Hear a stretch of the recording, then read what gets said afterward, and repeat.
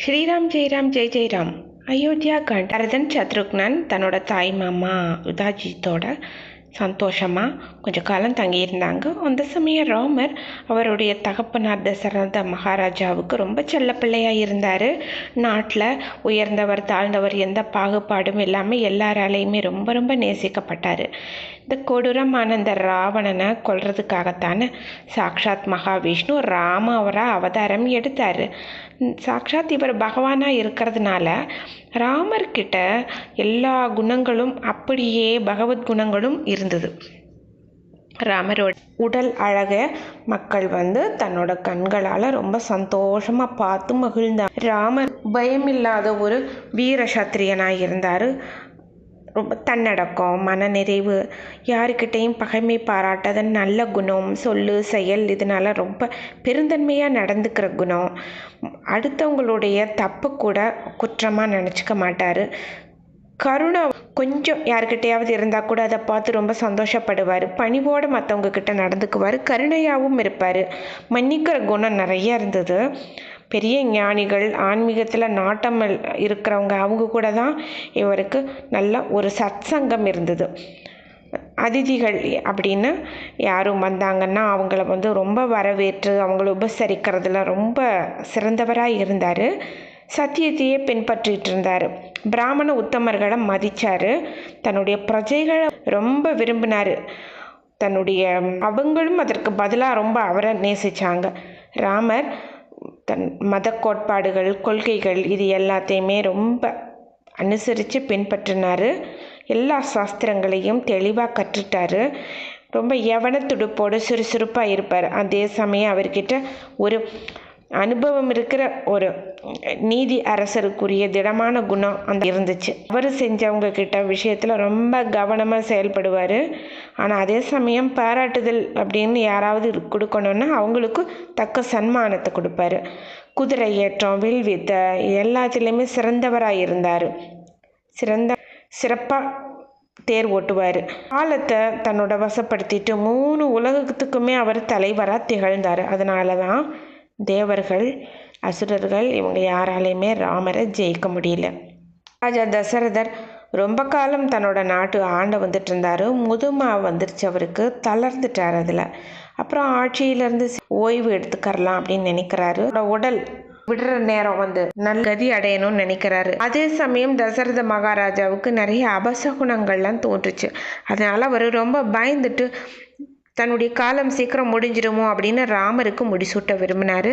இந்த விஷயமா தசரதர் தன்னோட மந்திரி, முக்கியமான பிரஜைகள், சிற்றரசர்கள் எல்லாரையும் கூப்பிட்டு சபையை கூட்டி அவங்கக்கிட்ட விஷயங்களை தெளிவாக விளக்குறாரு. காலம் கடக்க விரும்பாத தசரதர் ஜனகரையோ கையராஜன் அவரையோ அவர் கூப்பிடலை. அவங்க இந்த விஷயத்தை ஆமோதிப்பாங்க அப்படிங்கிறது தான் தசரதருடைய திடமான எண்ணமாக இருந்துச்சு.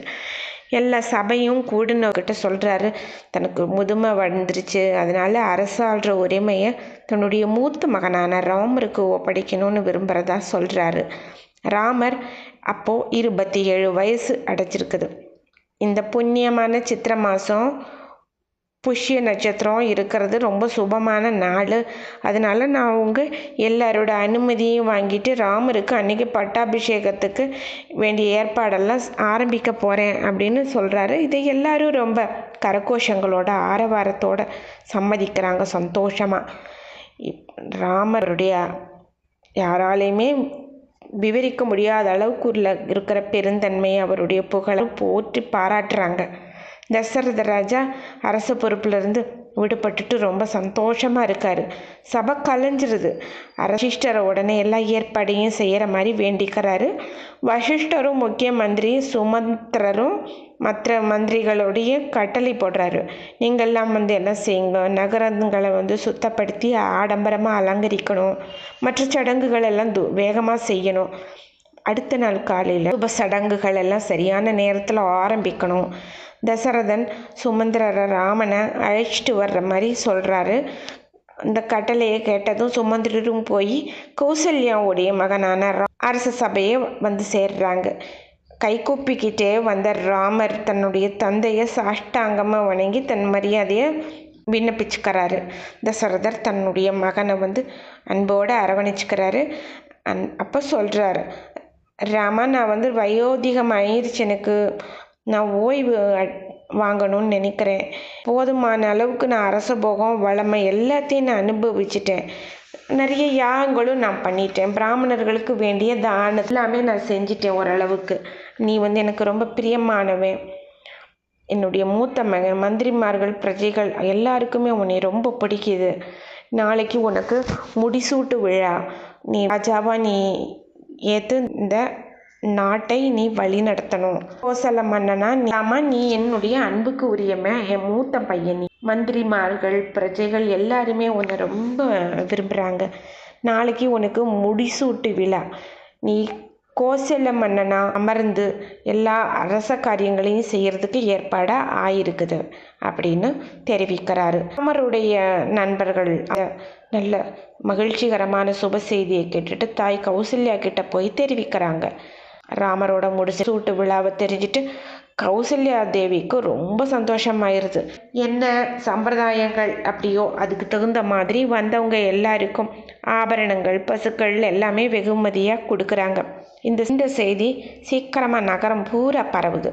ராமர் அரச சபையில் இருந்து தான் அரண்மனைக்கு போகிற வழியில் பொதுஜனங்கள் எல்லாம் கூட்டமாக இருந்து ராமரை வாழ்த்தி ஆரவாரம் பண்ணுறாங்க. தசரதர் தன்னோட ஓய்வெடுக்கிற அறைக்கு அவர் போகிறாரு. அப்போ தூக்கத்தில் இருக்கிறப்போ தசரதர் அபசகுணமான கனவெல்லாம் பார்க்குறாரு. திடீர்னு எந்திரிச்சு உட்காந்துக்கிறாரு. சுமந்திரரை கூப்பிட்டு விடுறாரு. அடுத்த நாள் முடிசூட்டு விழா தடங்கள் இல்லாமல் நடக்குமோ அப்படின்னு தனக்கு பயமாக இருக்குது அப்படின்னு ராமரை வந்து கூட்டிகிட்டு வாங்க அப்படின்னோன்னா ராமரை கூட்டிகிட்டு வேகமாக சுமந்திரரும் போகிறாரு. ராமர் தந்தையை போய் பார்க்குறாரு, வணங்குறாரு. அப்புறம் ராமரை ரொம்ப பிரியமாக அணைச்சி சொல்கிறாரு, ராமா நீ அரியணை ஏறுற சம்பவம் அப்படின்னு அதை தவிர்த்து நான் எல்லா பொருளுமே எல்லா விஷயங்களையுமே நான் சந்தோஷமாக இருந்துட்டேன் வாழ்க்கையில். துரதிர்ஷ்டவசமாக ஜாதகப்படி இது ஒரு கடுமையான நேரம் எனக்கு. ராகு, செவ்வாய், சூரியன் இந்த 3 கிரகங்கள் சேர்க்கையால் ஏற்பட்டது தான். நிறையா அபசகுணமான கனவுகள் எல்லாம் பார்த்துட்ருக்கேன். ஏதோ ஒரு பெரிய இழப்பு இருக்குது அப்படிங்கிற மாதிரி எனக்கு பயமாக இருக்குது. அதனால தான் சீக்கிரமாக உன்னோட முடிசூட்டுற சடங்கு செய்யணும்னு நான் நினைக்கிறேன். உன்னோட சகோதரர்களான அந்த பரதன், சத்ருக்கனன் இங்கே இல்லைன்னாலும் நீயும் சீத்தையும் இன்றைக்கி இரவில் இருந்து நீங்கள் அதுக்கு தகுந்த விரதத்தை கடைப்பிடிக்க ஆரம்பிச்சிடுங்க. நாளைக்கு அதிகாலையிலேயே நீங்கள் உடனடியாக எல்லாமே செய்யணும் அப்படிங்கிறாரு. தசரத மகாராஜா கைகேயியை திருமணம் செய்தப்போ கைகேயிக்கு மகன் தன் அரியணையை பெறணும், வாரிசாக விளங்குவான் அப்படின்னு கேகய மன்னன்கிட்ட கொடுத்த அந்த வாக்குறுதி வந்து தசரதர் மனசு அப்படியே ஓடிட்டே இருந்தது. பரதன் வந்து ராமருக்கு கீழ்ப்படிந்து நடக்கிறவன் அப்படின்னு தசரதருக்கு தெரியும். இருந்தாலும் பணம், கௌரவம் இதனால மனுஷங்க தூண்டப்படுறது வந்து எல்லாமே மனிதர்களுடைய மனம் எல்லாம் மாறக்கூடியது அப்படிங்கிறத நினச்சி ரொம்ப பயப்படுறாரு தசரதன். தந்தை கிட்ட இருந்து அதுக்கப்புறம் நமஸ்காரம் பண்ணிட்டு தன்னுடைய அரண்மனை அடையிறாரு ராமர். தந்தையுடைய விருப்பம் என்னென்ன இதெல்லாம் சீதை கிட்ட போய் சொல்கிறாரு. சீதா பிராட்டியாரை அங்கே இல்லை அப்படிங்கிறனால தன்னுடைய தாயாருடைய அரண்மனைக்கு போகிறாரு. ராமர் தன்னுடைய தாய் கௌசல்யா தேவியை பார்க்கறதுக்காக அவங்களுடைய அறைக்கு போகிறாங்க. அப்போது அவங்களுடைய தாய் இவங்களுடைய குல தெய்வமான ஸ்ரீரங்கநாதர் அர்ச்சாவதார மூர்த்திக்கு முன்னால் நின்று கைகளை கூப்பி தியானத்தில் ஆழ்ந்துட்டு இருந்தாங்க. அவங்களுக்கு பின்னாடி சுமத்ர, லக்ஷ்மணன், சீதை எல்லாருமே இருக்கிறத பார்க்குறாரு. கௌசல்யா ராமரை ரொம்ப சந்தோஷமாக வாழ்த்துறாங்க. அம்மா, கௌசல நாட்டு மன்னனா எனக்கு தகப்பனார் முடிசூட்ட விரும்புகிறாரு. இதுக்கான சடங்கு எல்லாம் அதிகாலையில் நடக்கிறதுனால என்னையும் சீதையும் இன்றைக்கி ராத்திரியே விரதம் இருக்கிறபடி சொல்லியிருக்காருன்றாங்க. ரொம்ப ஆனந்தமாக கண்ணீர் வடிக்கிறாங்க கௌசல்யா. இது என் பாக்கியம். பகவான் நாராயணனுக்கு நான் செஞ்ச விரதம் எதுவும் வீண் போகலை. குழந்தை நீ நீண்ட நாள் சந்தோஷமாக வாழ்வு அப்படின்னு ஆசிர்வதிக்கிறாங்க. ராமர் ஒரு புன்சிரிப்போடு சிரிச்சிட்டு லக்ஷ்மணனை பார்த்துட்டு சொல்கிறார், லக்ஷ்மணா, அன்பு சகோதரா, ராஜ்யத்தை இந்த ஆள்றதுக்கு நீ எனக்கு உதவி செய்யணும். ஏன்னா நீ என் ஆத்மாவோட இரண்டாவது நிலை. நீயே அரச போகங்களில் என்னுடைய வாழ்க்கையில் நீ இல்லாமல் நான் மகிழ்ச்சியே அடைவேன்னு என்னால் நினைக்க முடியாது அப்படிங்கிறார். அப்புறம் ராமர் சீத்தையோட தன்னோட அரண்மனைக்கு ரொம்ப சந்தோஷமாக திரும்புகிறாரு. தசரத ராஜா சொன்ன மாதிரி எல்லாம் சரிவர நடக்குதான்னு ரொம்ப எல்லாம் பார்க்குறாரு. ராமர் நல்லபடியாக இருக்காரு அப்படின்னு வசிஷ்டரை பார்த்துட்டு வர்றபடி தசரதன் அனுப்புகிறாரு. வசிஷ்டர் வந்திருக்கிறாரு அப்படின்ற ஒரு செய்தி வந்ததும் ராமர் தன் அரண்மனையிலிருந்து வேகமாக ஓடி வந்து கைத்தாங்கலாம் ரதத்தில் இருந்து வசிஷ்டரை இறக்குறார். குலகுருவான வசிஷ்டர் ராமருக்கு கொஞ்சம் அறிவுரைகள் எல்லாம் சொல்லிட்டு அவர் புறப்பட்டு போயிடுறாரு. அரண்மனைக்கு திரும்புகிற வழியில் ராஜ வீதிகளில் ஜனங்கள் எல்லாம் அடுத்த நாள் நடைபெற அந்த பட்டாபிஷேக திருவிழாவுக்காக கூட்டம் கூட்டமாக காத்துட்ருக்காங்க. அப்படிங்கிறத பார்த்து ரொம்ப சந்தோஷமாக ஆச்சரியமாக பார்க்குறாரு. நிறைய நறுமணம் வீசுகிற நீர்னால் தெளிக்கப்பட்டு பூக்கள் எல்லாம் அதனாலேயே சாலைகள் அலங்காரம் பண்ணியிருக்காங்க. எல்லா வீடுகள் கடைகள் எல்லாம் வண்ண வண்ணமாக அழகான விளக்குகளால் அலங்கரிக்கப்பட்டு ஜொலிக்குது அந்த மாநகரமே. ஜனங்கள் எல்லாம் ரொம்ப சந்தோஷமாக கடல் ஓசை மாதிரி இருந்தது அவங்களுடைய ஆரவாரம் எல்லாம். கணக்கில்லாத யானைகள், குதிரைகள், ஒட்டகங்கள் எல்லாம் ஒரு கடலில் நீர்வாழ் இனங்கள் மாதிரி காட்சி அளிக்குது. சீத்தை, ராமர் சேர்ந்து பகவான் நாராயணனை ஒன்றா சேர்ந்து வழிபடுறாங்க. தர்பை புல்லுனால் செஞ்ச பாயில் அன்னைக்கு இரவு சயனிக்கிறாங்க. அதாவது சூரிய உதயத்துக்கு 3 மணி நேரத்துக்கு முன்னாடியே எழுந்திருச்சு பகவான் விஷ்ணுவை வழிபட்டுட்டு காயத்ரி மந்திரத்தை ஜெபிச்சு பட்டாபிஷேக சுபசடங்கை எதிர்பார்த்துட்டு மகிழ்ச்சியால் இருக்காரு. அந்த நகரமே ரொம்ப மகிழ்ச்சியாக இருக்கு. தசரத மன்னன் கைகேயியை பார்த்தப்போ அவளுடைய தந்தை கேகய நாட்டோட ராஜா அஸ்வபதி தன் மகளுக்கு உதவி செய்கிறதுக்காக கூனி அப்படின்ற பணிப்பெண்ணை அனுப்புகிறாரு. அவளுக்கு உடம்பு முதுகில் கூன் விழுந்திருக்கும். அதனால கூனின்னு பேர், என்னென்னா மந்தரைன்னு பேர். ஆனால் உண்மையாக பார்த்தா இந்த மந்தரை அப்படிங்கிறவ வந்து ஒரு தேவலோக அப்சரஸ். ஒரு காரணத்துக்காக பிறந்த பிறப்பு தான் அந்த கூனி மந்தரை. ராவணனை கொல்றதுக்காக உதவியாக தேவர்களால் அனுப்பப்பட்ட பிரதிநிதி தான் இந்த மந்தரை. ராமரோட முடிசூட்டுற தீர்மானம் நடந்ததுக்கு முன்னாடி அன்றைக்கு மாலை மேல் மாடத்தை போய் பார்க்குற.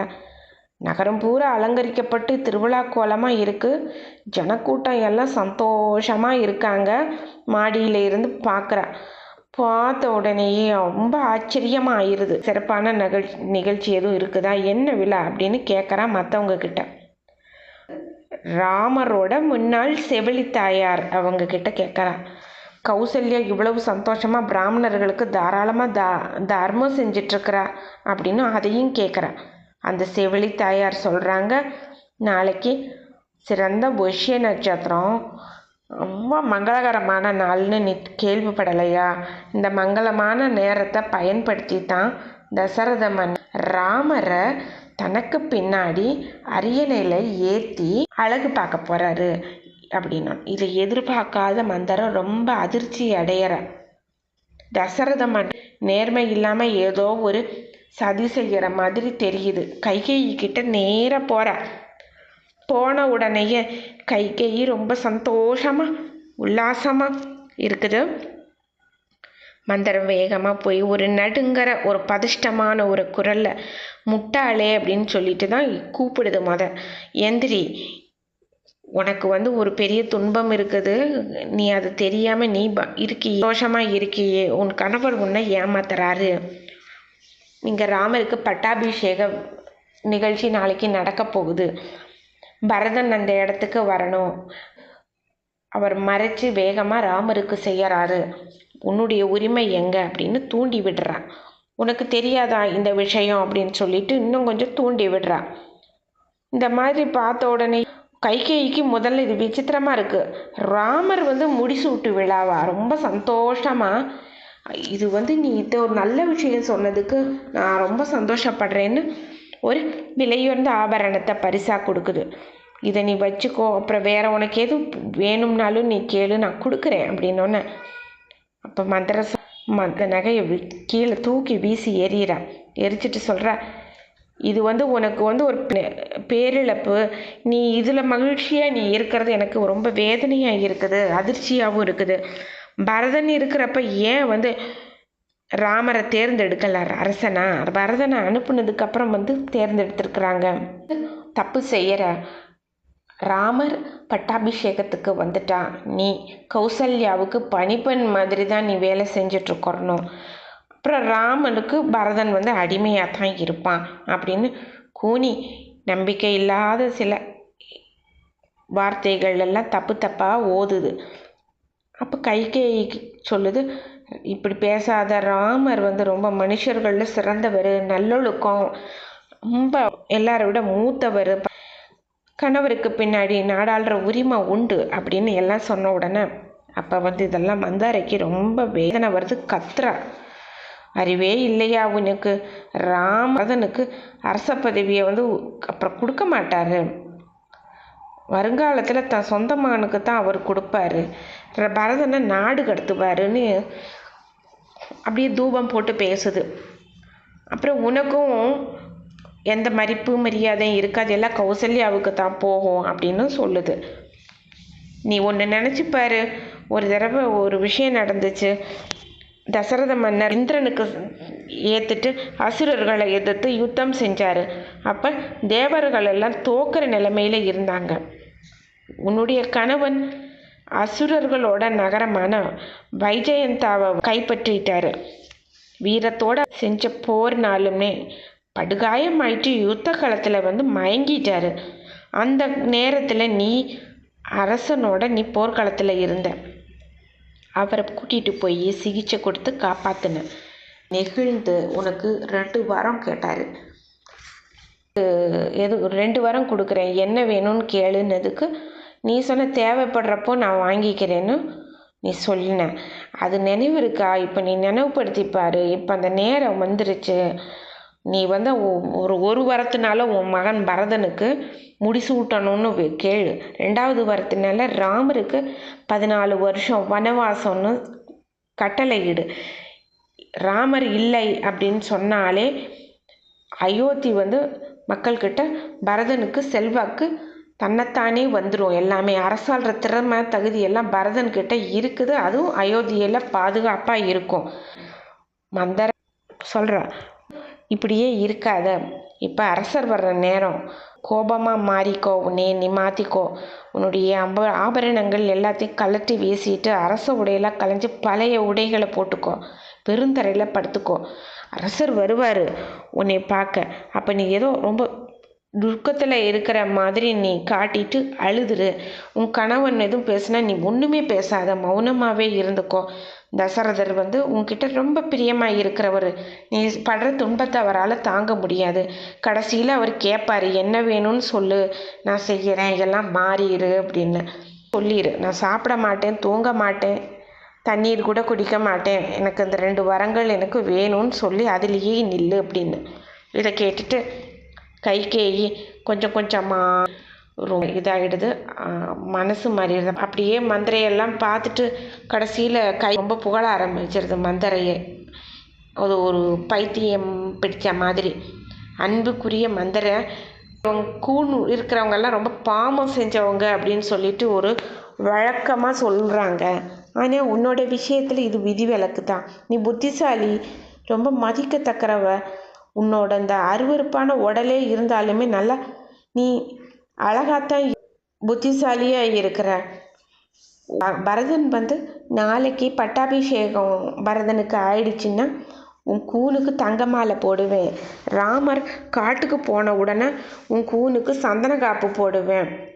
மந்திர உனக்கு நிறைய அழகான உடைகள் ஆபரணங்கள் எல்லாம் பரிசாக கொடுப்பேன். எல்லா கூனிமார்களையும் அழைச்சி உனக்கு பணிப்பெண்ணா நான் அமைச்சு உனக்கு அரசு அந்தஸ்தை கொடுப்பேன் அப்படின்னு சொல்கிறா. இதெல்லாம் கேட்டுட்டு இந்த புகழ்ச்சியெல்லாம் வேணாம், நீ இந்த வேலையை நீ செய்ய, சாகும் வரைக்கும் உண்ணாவிரதம் அப்படின்னு சொல்லி அரசர் வந்த உடனேயே நீ சொல்லிடு, செய்யின்னு சொன்ன உடனே கைகேயி எல்லாத்தையும் கேட்டுக்கிறது. கேட்டுட்டதுக்கப்புறம் கடைசியில் அதே மாதிரி எல்லாம் பண்ணிட்டு படுத்துருது. அந்த நேரம் தசரத மகாராஜா வர்றாரு. வந்து பார்த்த உடனே அதிர்ச்சி ஆயிடுறாரு. எல்லாமே அலங்கோலமாக இருக்குது இடங்கள். ஒரு சத்தத்தையும் காணா. தன்னை மங்களகரமாக வாழ்த்து சொல்லி வரவேற்கிறதுக்கு எந்த பணிப்பெண்கள் யாருமே இங்கே இல்லையே, என்ன ஆச்சு, கைகேயியே காணாமே அப்படின்னு. அப்புறம் பார்க்குறாரு, கீழே படுத்துருக்குது, தரையில் தலைமுறி எல்லாம் விரித்து போட்டுட்டு படுத்துருக்குது, நகை எதுவும் இல்லாமல் தூக்கி வீசிட்டு. பதறி போயிடுறாரு. நீ ஏன் இவ்வளோ துன்பமாக இருக்க, இதுக்கு காரணம் யாருன்னு நீ சொல்லு. கேய்க்கு ரொம்ப இதாகிடுது, நீ என்ன வேணும்னாலும் சொல்லு, அதை நான் சரி பண்ணுறேன். உன் மனசை யாரோ காயப்படுத்தியிருக்காங்க, அதையும் நான் இது பண்ணிடுறேன், சரிப்படுத்திடுறேன் அப்படிங்கிறாரு. கைகேயி சொல்லுது, 12 ஆதித்யர்கள், 11 ருத்ரர்கள், 8 வசுக்கள், 2 அஸ்வினிகுமாரர்கள் சாட்சியா, சூரிய சந்திரர்கள், இரவு பகல், 8 திசைகள், கந்தர்வர்கள், ராட்சசர்கள், பித்ருக்கள், பூத பிரேதங்கள், அப்புறம் ஜீவராசிகள் சாட்சியா, ரொம்ப புகழடைஞ்சு தர்மத்தை பின்பற்று, சத்தியத்தை கடைப்பிடிக்கிறவா என் கணவன் தசரத மகாராஜா என் விருப்பத்தை நிறைவேற்றி தர்றதா வாக்குறுதி கொடுத்துருக்காரு அப்படின்னு நினைவுபடுத்துகிறா. என் போரில் சாகர தர்மாயில் இருந்தீங்க, அப்போ நான் காப்பாற்றுன்னு நீங்கள் 2 வரம் கொடுத்தீங்க. அந்த 2 வரத்தை நான் பின்னாடி நான் வாங்கிக்கிறதா நான் சொன்னேன். இப்போ எனக்கு அந்த 2 வரத்தை கொடுங்க அப்படின்னு. அந்த 2 வரம் என்னென்ன அப்படின்னா, முதல் வரம் பரதன் பட்டாபிஷேகம், அவனுக்கு தான் ஆகி இந்த நாடை ஆளணும் அப்படின்னு. 2வது வரம் ராமன் மர உரி தரித்து மான் தோல் போட்டு வனவாசம் போகணும் 14 வருஷம், இதுதான் என் விருப்பம் அப்படின்னு. இதை கேட்ட உடனேயே தசரதர் கலங்கிடுறாரு. அப்புறம் சொல்கிறாரு, உனக்கு ஏன் இந்த மாதிரி ஒரு இழிவான நிலைமையெல்லாம் வந்துச்சு, எண்ணங்கள் வந்துச்சு? ராமர் உனக்கு என்ன கெடுதல் செஞ்சார்? தன் தாயை விடவே உன்னை ரொம்ப அதிகமாக நேசிச்சார், நீ இப்படி செய்யலாமா? ராமன் இல்லாட்டி என்னால் உயிர் வாழ முடியாது அப்படின்னு சொல்லிடுறாரு. அம்மா பேச ஆரம்பிக்கிறாரு. அப்புறம் திடீர்னு கைகேயியோட காலை பிடிச்சிட்டு கெஞ்சுறாரு, தயவு செஞ்சு உன் மனசை மாற்றிக்க, ராமர் இல்லாட்டி என்னால் இருக்க முடியாது, உன் மகன் பரதனையவே நான் அரசனாக்கிறேன், ஆனால் ராமனை மட்டும் நான் நாடு கடத்த முடியாது அப்படின்னு கெஞ்சறார் அவர். வேறு ஏதாச்சும் ஒன்று சொல்லு, நான் கொடுக்குறேன் அப்படின்னு. அது எதுக்கும் பதஷ்டமே அடைக்காத கைகேயி சொல்லுது, நீங்கள் எனக்கு வரம் கொடுக்கறத வாக்களிச்சிருக்கீங்க, அதை காப்பாற்றணும். நீங்கள் அதை மீறி பேசுறதுக்கு என்ன ஒரு தகுதியும் இல்லை. ஒரு புறாவை காப்பாற்றுறதுக்கு தன்னோட சதையவே கொடுத்த சிபி சக்கரவர்த்தியை பற்றி நினச்சி பார்க்கணும். உங்களோட வாக்கு காப்பாற்றிட்டா நல்லது, காப்பாற்றாட்டி எந்த மதிப்பும் உங்களுக்கு வராது, இந்த வம்சத்துக்கும் களங்கம்தான் வரும் அப்படின்னு. அவர் ராமா ராமான்னு புலம்ப ஆரம்பிச்சிடுறாரு தசரதர். நீ ரொம்ப தப்பான பாதையில் போய்கிட்டு இருக்க, இவ்வளவு இழிவான கொடுமையான ஒரு செயலை எங்கேருந்து நீ கற்றுக்கிட்ட? பரதனுக்கு நான் முடிசூட்டினாலும் ராமன் இந்த ராஜ்யத்தை ஏற்க மாட்டான் அப்படின்னு நான் சொல்லலையா உன்கிட்ட? அந்த மாதிரி இருக்கட்டும், அவன் பாவம் அவன் அப்படிங்க, சின்ன பையன், அவனை நாடு கடத்த முடியாதுன்னு கெஞ்சறார் அவர். எதையுமே கேட்காதது, இல்லை நான் அப்படித்தான் அப்படின்னு. அப்புறம் இந்த பெண்களே இப்படித்தான், தன்னலம் கொடூரம் பொறாமை நிறைஞ்சு தகுதி இல்லாத வழியில் இவங்க போகிறது தான் இயற்கை குணமோ கவலைப்படுறாரு. என்னதான் கூக்குரலிட்டு கத்துனாலும் விஷமே குடித்தாலும் எந்த விதத்தில் நீ என்னை பயமுறுத்தினாலும் நான் ராமனை காட்டுக்கு அனுப்புறதா இல்லை அப்படின்னு கைகிட்ட கடைசியில் சொல்கிறார். சூரியன் மறையிற தருவாய் வருது. தசரதனுக்கு ராத்திரி தூக்கம் இல்லாமல் புலம்பிகிட்டே இருக்காரு. சில நேரம் அவர் கைகிட்ட கை கூப்பி வணங்கி கேட்டுக்கிடுவார், சில நேரம் கால்களை பிடிச்சி கதறுவார், சில நேரம் மயங்கி அமைதியாக இருப்பார். கடைசியில் அவர் ஒரு மயக்கம் போட்டு விழுந்துடுறாரு. அதை பார்த்தும் மனம் இறங்கலை. கடைசியில் அடுத்த நாள் காலையிலே கவிஞர்கள் எல்லாம் அதிகாலையில் பாட்டு பாடி அரசனை எழுப்புவாங்க. பாட்டு பாடுறாங்க, எழுப்புறதுக்கு வெறுத்து போய் இருக்கிற அரசர் தசரதர் எல்லாரையும் போக சொல்லிடுறாரு. காரு அப்படின்னு கேட்டது ஒன்று கைகை திருப்பியும் தன்னோட வார்த்தையினால் ரொம்ப கஷ்டப்படுத்த ஆரம்பிச்சிடுறான். சத்தியம் தர்மம் வார்த்தையெல்லாம் உண்மையே இல்லை போல இருக்குது, உங்களுக்கு அதெல்லாம் தெரியாது, ரொம்ப மோசமாக பேசுகிறான். அப்புறம் ராஜா சொல்லிடுறாரு, இன்னிலேருந்து நீ என் மனைவியே கிடையாது முடிச்சிடுறாரு. ஆனால் அதையும் கைகேயி வந்து நினைக்கல. இல்லை, என் மகனுக்கு நீங்கள் நாடை ஆள்றதுக்கான உரிமையை நீங்கள் கொடுக்கணும். வசிஷ்டரை வர்ற தசரதர் மாளிகைக்கு வசிஷ்டர் வர்றாரு. அங்கே சுமந்திரர் வர்றாரு. சுமந்திரர்கிட்ட நான் வந்திருக்கிறதா அரசர்கிட்ட சொல்லுங்க, ராமனோட முடிசூட்டு விழாவை தொடங்குறதுக்கு எல்லா ஏற்பாடும் முடிஞ்சிருச்சுன்றாரு. சுமந்திரர் தசரதரோட அறைக்கு போகிறாரு. வசிஷ்டர் சொல்கிறாரு. அப்போ தசரதனுக்கு வந்து ரொம்ப மனசே வேதனையாக இருக்கு.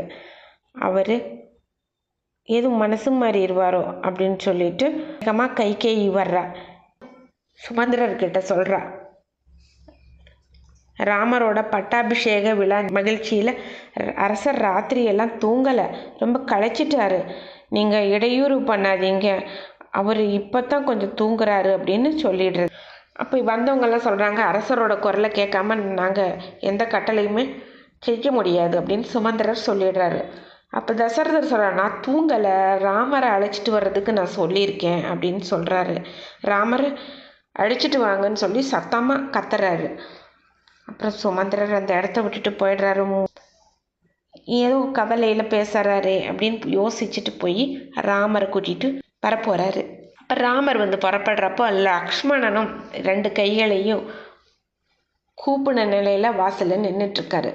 ராமர் லக்ஷ்மணர்களை அழைச்சிட்டு ரதத்தில் ஏறி அயோத்தி சாலை எல்லாத்தையும் கடந்து இல்லை தந்தையுடைய அரண்மனைக்கு அவர் இறங்குறாரு.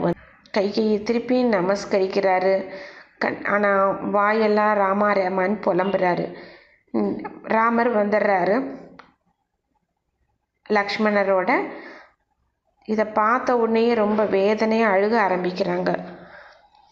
அப்போ ராமர் வந்து கைகேயி கிட்ட கேட்குறாரு, என்னோட தகப்பனாரோட துன்பத்துக்கு என்ன காரணம், நான் ஏதாவது தப்பு பண்ணிட்டேனா அப்படின்னு கேட்குறாரு. அதுக்கு அரசருக்கு வந்து கோபம் இல்லை, யாரும் எந்த தப்பும் செய்யலை, ஆனால் உன்கிட்ட ஏதோ ஒன்று சொல்ல விரும்புகிறாரு ராமா, அது வந்து உன்னை வருத்தமடை செய்தோ அப்படின்ட்டு தான் பயப்படுறாரு, அதனால அவருக்கு சொல்கிறதுக்கு தைரியம் இல்லை அப்படின்னு. அப்புறம் சொல்ல ஆரம்பிக்கிறா கைகேயி. ஒரு தடவை சம்பாசுரனோட யுத்த களத்தில் பெரிய விபத்துலேருந்து உன் தந்தையை நான் காப்பாற்றினேன். அப்போ அவர் நன்றி உணர்ச்சியோடு எனக்கு 2 வரத்தை கொடுத்தாரு. இப்போ அவர் அதை நிறைவேற்றுறதுக்கு பயப்படுறாரு அப்படின்னு இவர் கேட்குறாரு ராமா. 2 வரம் என்ன அப்படின்னா, முதல் வரமாக பரதனை வந்து கோசல நாட்டு அரசனாக முடிசூட்டணும். 2வது ராமன் நாடு கடந்து 14 வருஷம் முனிவர்கள் மாதிரி வனவாசம் செய்யணும். இதைத்தான் நான் உன் தந்தைக்கிட்ட நான் வரமா கேட்டேன், அதை கொடுக்க மாட்டேன்னு பின்வாங்குறாரு. அவர் வாக்குறுதியை காப்பாற்ற நேர்மையான பாதையில் செல்றதுக்கும் அதுக்கு நீ உதவும் உன் தந்தைக்கு, அது உன் கடமை அப்படின்னு தனக்கு சாதகமான முறையில் ஒரு தீய எண்ணத்தோட குரூரமாக பேசுகிறார். ராமர் அப்பையும் மனக்கிளர்ச்சி வருத்தம் எதுவும் அடையலை. முகத்தில் எந்த ஒரு வெறுப்போட சாயலும் தென்படலை. பதிலுக்கு ஒரு சிறு புன்னகையை போட்டுட்டு சொல்கிறாரு, தாயே, உங்கள் விருப்பப்படி நான் காட்டுக்கு போகிறேன், பரதனை அழைச்சிட்டு வர்றதுக்கு தூதர்களுக்கு சொல்கிறேன், எனக்கு இதில் எந்த வருத்தமும் இல்லை. என் தந்தைக்கு என் மேலே எப்பயும் நல்ல அபிப்பிராயம் இருந்தால் போதும், அது ஒன்று தான் எனக்கு வேணும் அப்படின்னு அவர் கேட்குறாரு. அப்புறம் கைகேயி ரொம்ப சந்தோஷமாக, என்னோடய விஷயம்லாம் ஒரு வழியாக முடிஞ்சிடுச்சு, தூதுவர்களை உடனே என் சகோதரன் வீட்டுக்கு அனுப்பி என் பிள்ளை பரதனை வர வைக்கணும். ராமா, நீ உடனே தாமதிக்காமல் நீ காட்டுக்கு போ, உன் தகப்பனாரை பற்றி கவலைப்படாத, அவர் இப்போ கொஞ்சம் மனசு சரியில்லாமல் இருக்கார், அப்புறம் சரியாக போயிடும் கொஞ்சம் நாள் ஆன உடனே அப்படின்னு. அப்புறம் ராமர், எனக்கு ரொம்ப வருத்தமாக இருக்குது. எதுக்காக வருத்தம்? அன்புக்குரிய தாயே, என் தந்தை அவரே முன்னாடி வந்து என்னை நாடு கடத்துகிற கட்டளையை கொடுக்காதது எனக்கு வருத்தத்தை கொடுக்குது. ஆனால் உங்களோட ஆணைக்கு கட்டுப்பட்டு நான் உடனே காட்டுக்கு கிளம்புறேன் அப்படிங்கிறாங்க. கைகேயி சொல்கிறாங்க, அதுக்கு உன்னோட தகப்பனாருக்கு நீ செல்ல பிள்ளை, அதனால தான் அவர் வந்து உங்ககிட்ட சொல்லறதுக்கு ரொம்ப யோசிக்கிறாரு. நீ புறப்பட்டு போகிற வரைக்கும் அவரால் குளிக்கிறதுக்கோ சாப்பிடவோ முடியுமா அப்படின்னு எனக்கு நினைக்கல, அதனால நீ வந்து வேகமாக நீ வந்து கிளம்பி போயிரு. இப்போ தசரத மன்னர் வந்து ஒரு அவமானம், என்ன கொடுமை அப்படின்னு சொல்லிட்டு திருப்பியும் மயங்கி படுக்கையிலேருந்து கீழே விழுந்துடுறாரு. ராமர் துடிச்சு போயிடுறாரு. போய் தகப்பனாரை தூக்கி தாங்கிக்கிறாரு. அப்படி மனசு வெறுத்து கையை பார்த்து பேராசை, உணர்ச்சி, வெறுப்பு அடிமைப்பட்டு நான் வாழ விரும்பலை. முனிவர்களை போல நேர்மையான வாழ்க்கையை வாழ விரும்புகிறேன். கேவலம் ஒரு நாட்டை ஆள்றதுக்கு என் ஒழுக்கத்தோட பாதையிலேருந்து நான் விலக உள்ள தாய் அப்படின்னு சொல்கிறாரு. என் தந்தையை நீங்கள் இவ்வளவு கஷ்டப்படுத்த வேண்டிய தேவையே இல்லை. நீங்கள் என்கிட்ட நேரடியாக சொல்லியிருந்தா நானே போயிருப்பேன் அப்படிங்கிறாரு. கிளம்புறோம் அப்படின்னு சொல்லிட்டு அவங்க கிளம்புறாங்க. இந்த விஷயம் வேகமாக பரவுது. நிறையா பேர் அழுகிறாங்க. அழுகிற குரல் கேட்குது எல்லா பக்கமும். ராமர் தாயார் கௌசல்யா தேவி அரண்மனைக்கு போகணும் அப்படின்னு சொல்லிட்டு தசரதர் மகாராஜா திருப்பாதங்களில் விழுந்து வணங்கி ஆசி பெற்றுட்டு அங்கிருந்து அவர் வேகமாக கிளம்புறாரு தாய் கோசல அரண்மனைக்கு. அங்கே சில பெண்கள் எல்லாம் ராமரை வாழ்த்தி உடனே கௌசல்யா கிட்ட ராமரோட வருகையை தெரிவிக்கிறாங்க. அவர் தாயோடைய அறையை அடையிறாரு. அப்போ குலதெய்வமான ஸ்ரீரங்கநாதரை வணங்கிக்கிட்டு இருந்தாங்க அவங்க தாயார். எழுந்ததும் தன்னுடைய மகனை ஆற தழுவி, ராமா இன்னைக்கு நீ அரச பட்டம் வாங்க போகிற அப்படின்னு நான் ரொம்ப மகிழ்ச்சியாக இருக்கேன் அப்படின்னு. அப்போ ராமர் ரொம்ப அமைதியாக சொல்கிறார் அடக்கத்தோட, அம்மா நான் ஒன்று சொல்கிறேன், கவலைப்படக்கூடாது, பயப்படக்கூடாது. 2 விஷயத்த சொல்கிறாரு. கைகேயிக்கு வாக்கு கொடுத்திருந்த அந்த 2 வரத்தினுடைய விவரங்களையும் தெளிவாக சொல்லிடுறாரு ராமர். இதை கேட்ட உடனே கௌசல்யா தேவி மூர்ச்சையாகி தரையில் கீழே விழுந்துடுறாங்க. ராமர் தாயாரை மென்மையாக பிடிச்சி தாங்கிக்கிறாங்க. சுய நினைவு வந்ததும் கௌசல்யா தேவி அழுகிறாங்க. இந்த மாதிரி ஒரு செய்தி எவ்வளவு ஒரு பெருந்துன்பம் கொடுக்கும். இதுக்கு இப்படி இந்த கஷ்டத்துக்கு பிள்ளை பெறாமலேயே இருந்திருப்பேனே, இந்த மாதிரி ஒரு துயர செய்தியை கேட்டும் எனக்கு மரணம் வரலையே, என்னுடைய சக்களத்திகள்லாம் என்னை ரொம்ப கேவலமாக நடத்துவாங்க, அவங்களோட நிந்தனை சொற்கள் தான் என்னை ரொம்ப கஷ்டப்படுத்திடும். லக்ஷ்மணன் இதுவரைக்குமே கோபமாக இருந்தால் அதை கட்டுப்படுத்திக்கிட்டே இருந்தவர் கௌசல்யா தேவியுடைய கதறலை கேட்டுட்டு அவரால் தாங்க முடியாமல் சொல்கிறாரு, நம்ம தகப்பனார் வயசாயிருச்சு, அதனால அவர் கொஞ்சம் புத்தி பலகீனமாயிடுச்சு, கைகேயோட கைபொம்மையாயிட்டாரு, யார் என்ன சொல்லணுன்னாலும் கேட்கணும் அப்படிங்கிற மாதிரி ஒரு நிலைமைக்கு வந்துட்டாரு. நீ தான் அரசனாகணும், மக்கள் இதை தான் ஆசைப்படுறாங்க. அப்புறம் கௌசல்யா கிட்ட பார்த்து சொல்கிறாங்க, தாயே எனக்கு ராமர்கிட்ட ரொம்ப பற்று ஜாஸ்தி. ஆனால் ராமருக்கு முடிசூட்டுறதுக்கான ஒரு திட்டம் தடைப்படும் அப்படின்னா இந்த முட்டாளான தசரதனை தேவைப்பட்டால் நான் கொல்லவும் தயங்க மாட்டேன்னு லக்ஷ்மணர் சொல்கிறாரு. கௌசல்யாவுக்கு நாத்தை பற்றிலாம் கவலை இல்லை, பட்டாபிஷேகத்தை பற்றி கவலை இல்லை, எதை பற்றியும் கவலை இல்லை. கௌசல்யா தேவி அவங்களுக்கு ஒரே கவலை தன் மகனை விட்டு பிரிஞ்சு இருக்கணுமோ அப்படிங்கிறது தான்.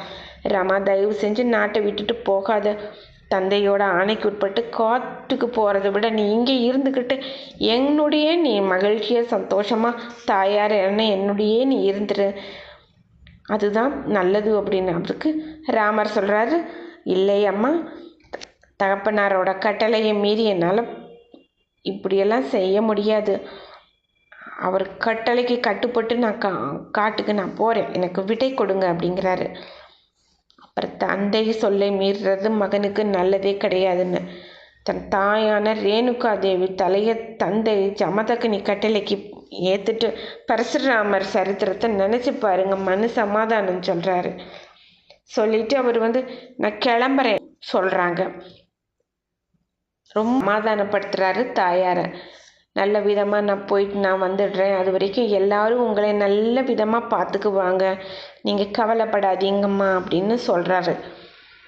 அப்புறம் கௌசல்யா தேவி சொல்கிறாங்க, கொஞ்சம் நெஞ்சம் இருந்த மனசில் இருந்த நம்பிக்கையெல்லாம் கௌசல்யா தேவிக்கு போயிடுது. நீ சீக்கிரம் வந்துரு, அப்புறம்தான் நான் மகிழ்ச்சியாக இருக்க முடியும். நீ பின்பற்றிட்டு இருக்கிற நேர்மை உன்னை காப்பாற்றும், சொர்க்கத்தில் இருக்கிற எல்லா தேவதைகளும் உன்னை காப்பாற்றட்டும், நீ விஸ்வாமுத்திர முனிவர்கிட்ட வாங்கின ஆயுதங்கள் உன்னை காப்பாற்றட்டும், சொர்க்கம் பூலோகம் காற்று நீர் உயிருள்ளவை உயிரற்றவை எல்லாம் உன்னை காப்பாற்றட்டும், இராத்திரியிலையும் பகல்லையும் சூரியனும் சந்திரனும் உன்னை பாதுகாக்கட்டும், ஆசையோடு நீ எப்பயுமே மகிழ்ச்சியாக இருக்கணும் அப்படின்னு சொல்லி ராமரோட சிரசை ரொம்ப பாசமாக முகர்ந்து பார்க்குறாங்க. ராமரை அணைச்சிக்கிறாங்க. ராமர் தன் தாய் பாதங்களை பல முறை தொட்டு தொட்டு வணங்குறாரு. கொஞ்சம் கூட தாமதிக்காமல் தம் மாளிகைக்கு சீத்தையை பார்க்க போகிறாங்க. சீதா தேவிக்கு இந்த சதி ஆலோசனை எதுவுமே தெரியாது. ஆனால் ரொம்ப மகிழ்ச்சியாக ராமரை எதிர்பார்த்துட்டு இருக்காங்க. அங்கே போன உடனே விவரமாக என்ன நடந்துச்சு சொல்லுங்க அப்படின்னு பணிய ஆட்கள் அந்த மாதிரி யார் இல்லாமல் தனித்து ராமன் வர்றதை பார்த்துட்டு ரொம்ப பதஷ்டமாயிடுறாங்க. சீதா பிராட்டியார் என்ன நடந்துச்சு சொல்லுங்க அப்படின்னு. ராமர் கொஞ்சம் கூட தயக்கமே இல்லாமல் எல்லா விஷயத்தையுமே சொல்லிடுறாரு. நான் கிளம்புறேன் இந்த மாதிரி அப்படின்ன உடனே சீதா பிராட்டியார் சொல்கிறாங்க, என்னாலெல்லாம் உங்களை விட்டுட்டு நான் இருக்க முடியாது, உங்கள் கூட தான் நான் வருவேன் அப்படின்னு சொல்லிட்டு அவங்களும் தயாராகிடுறாங்க.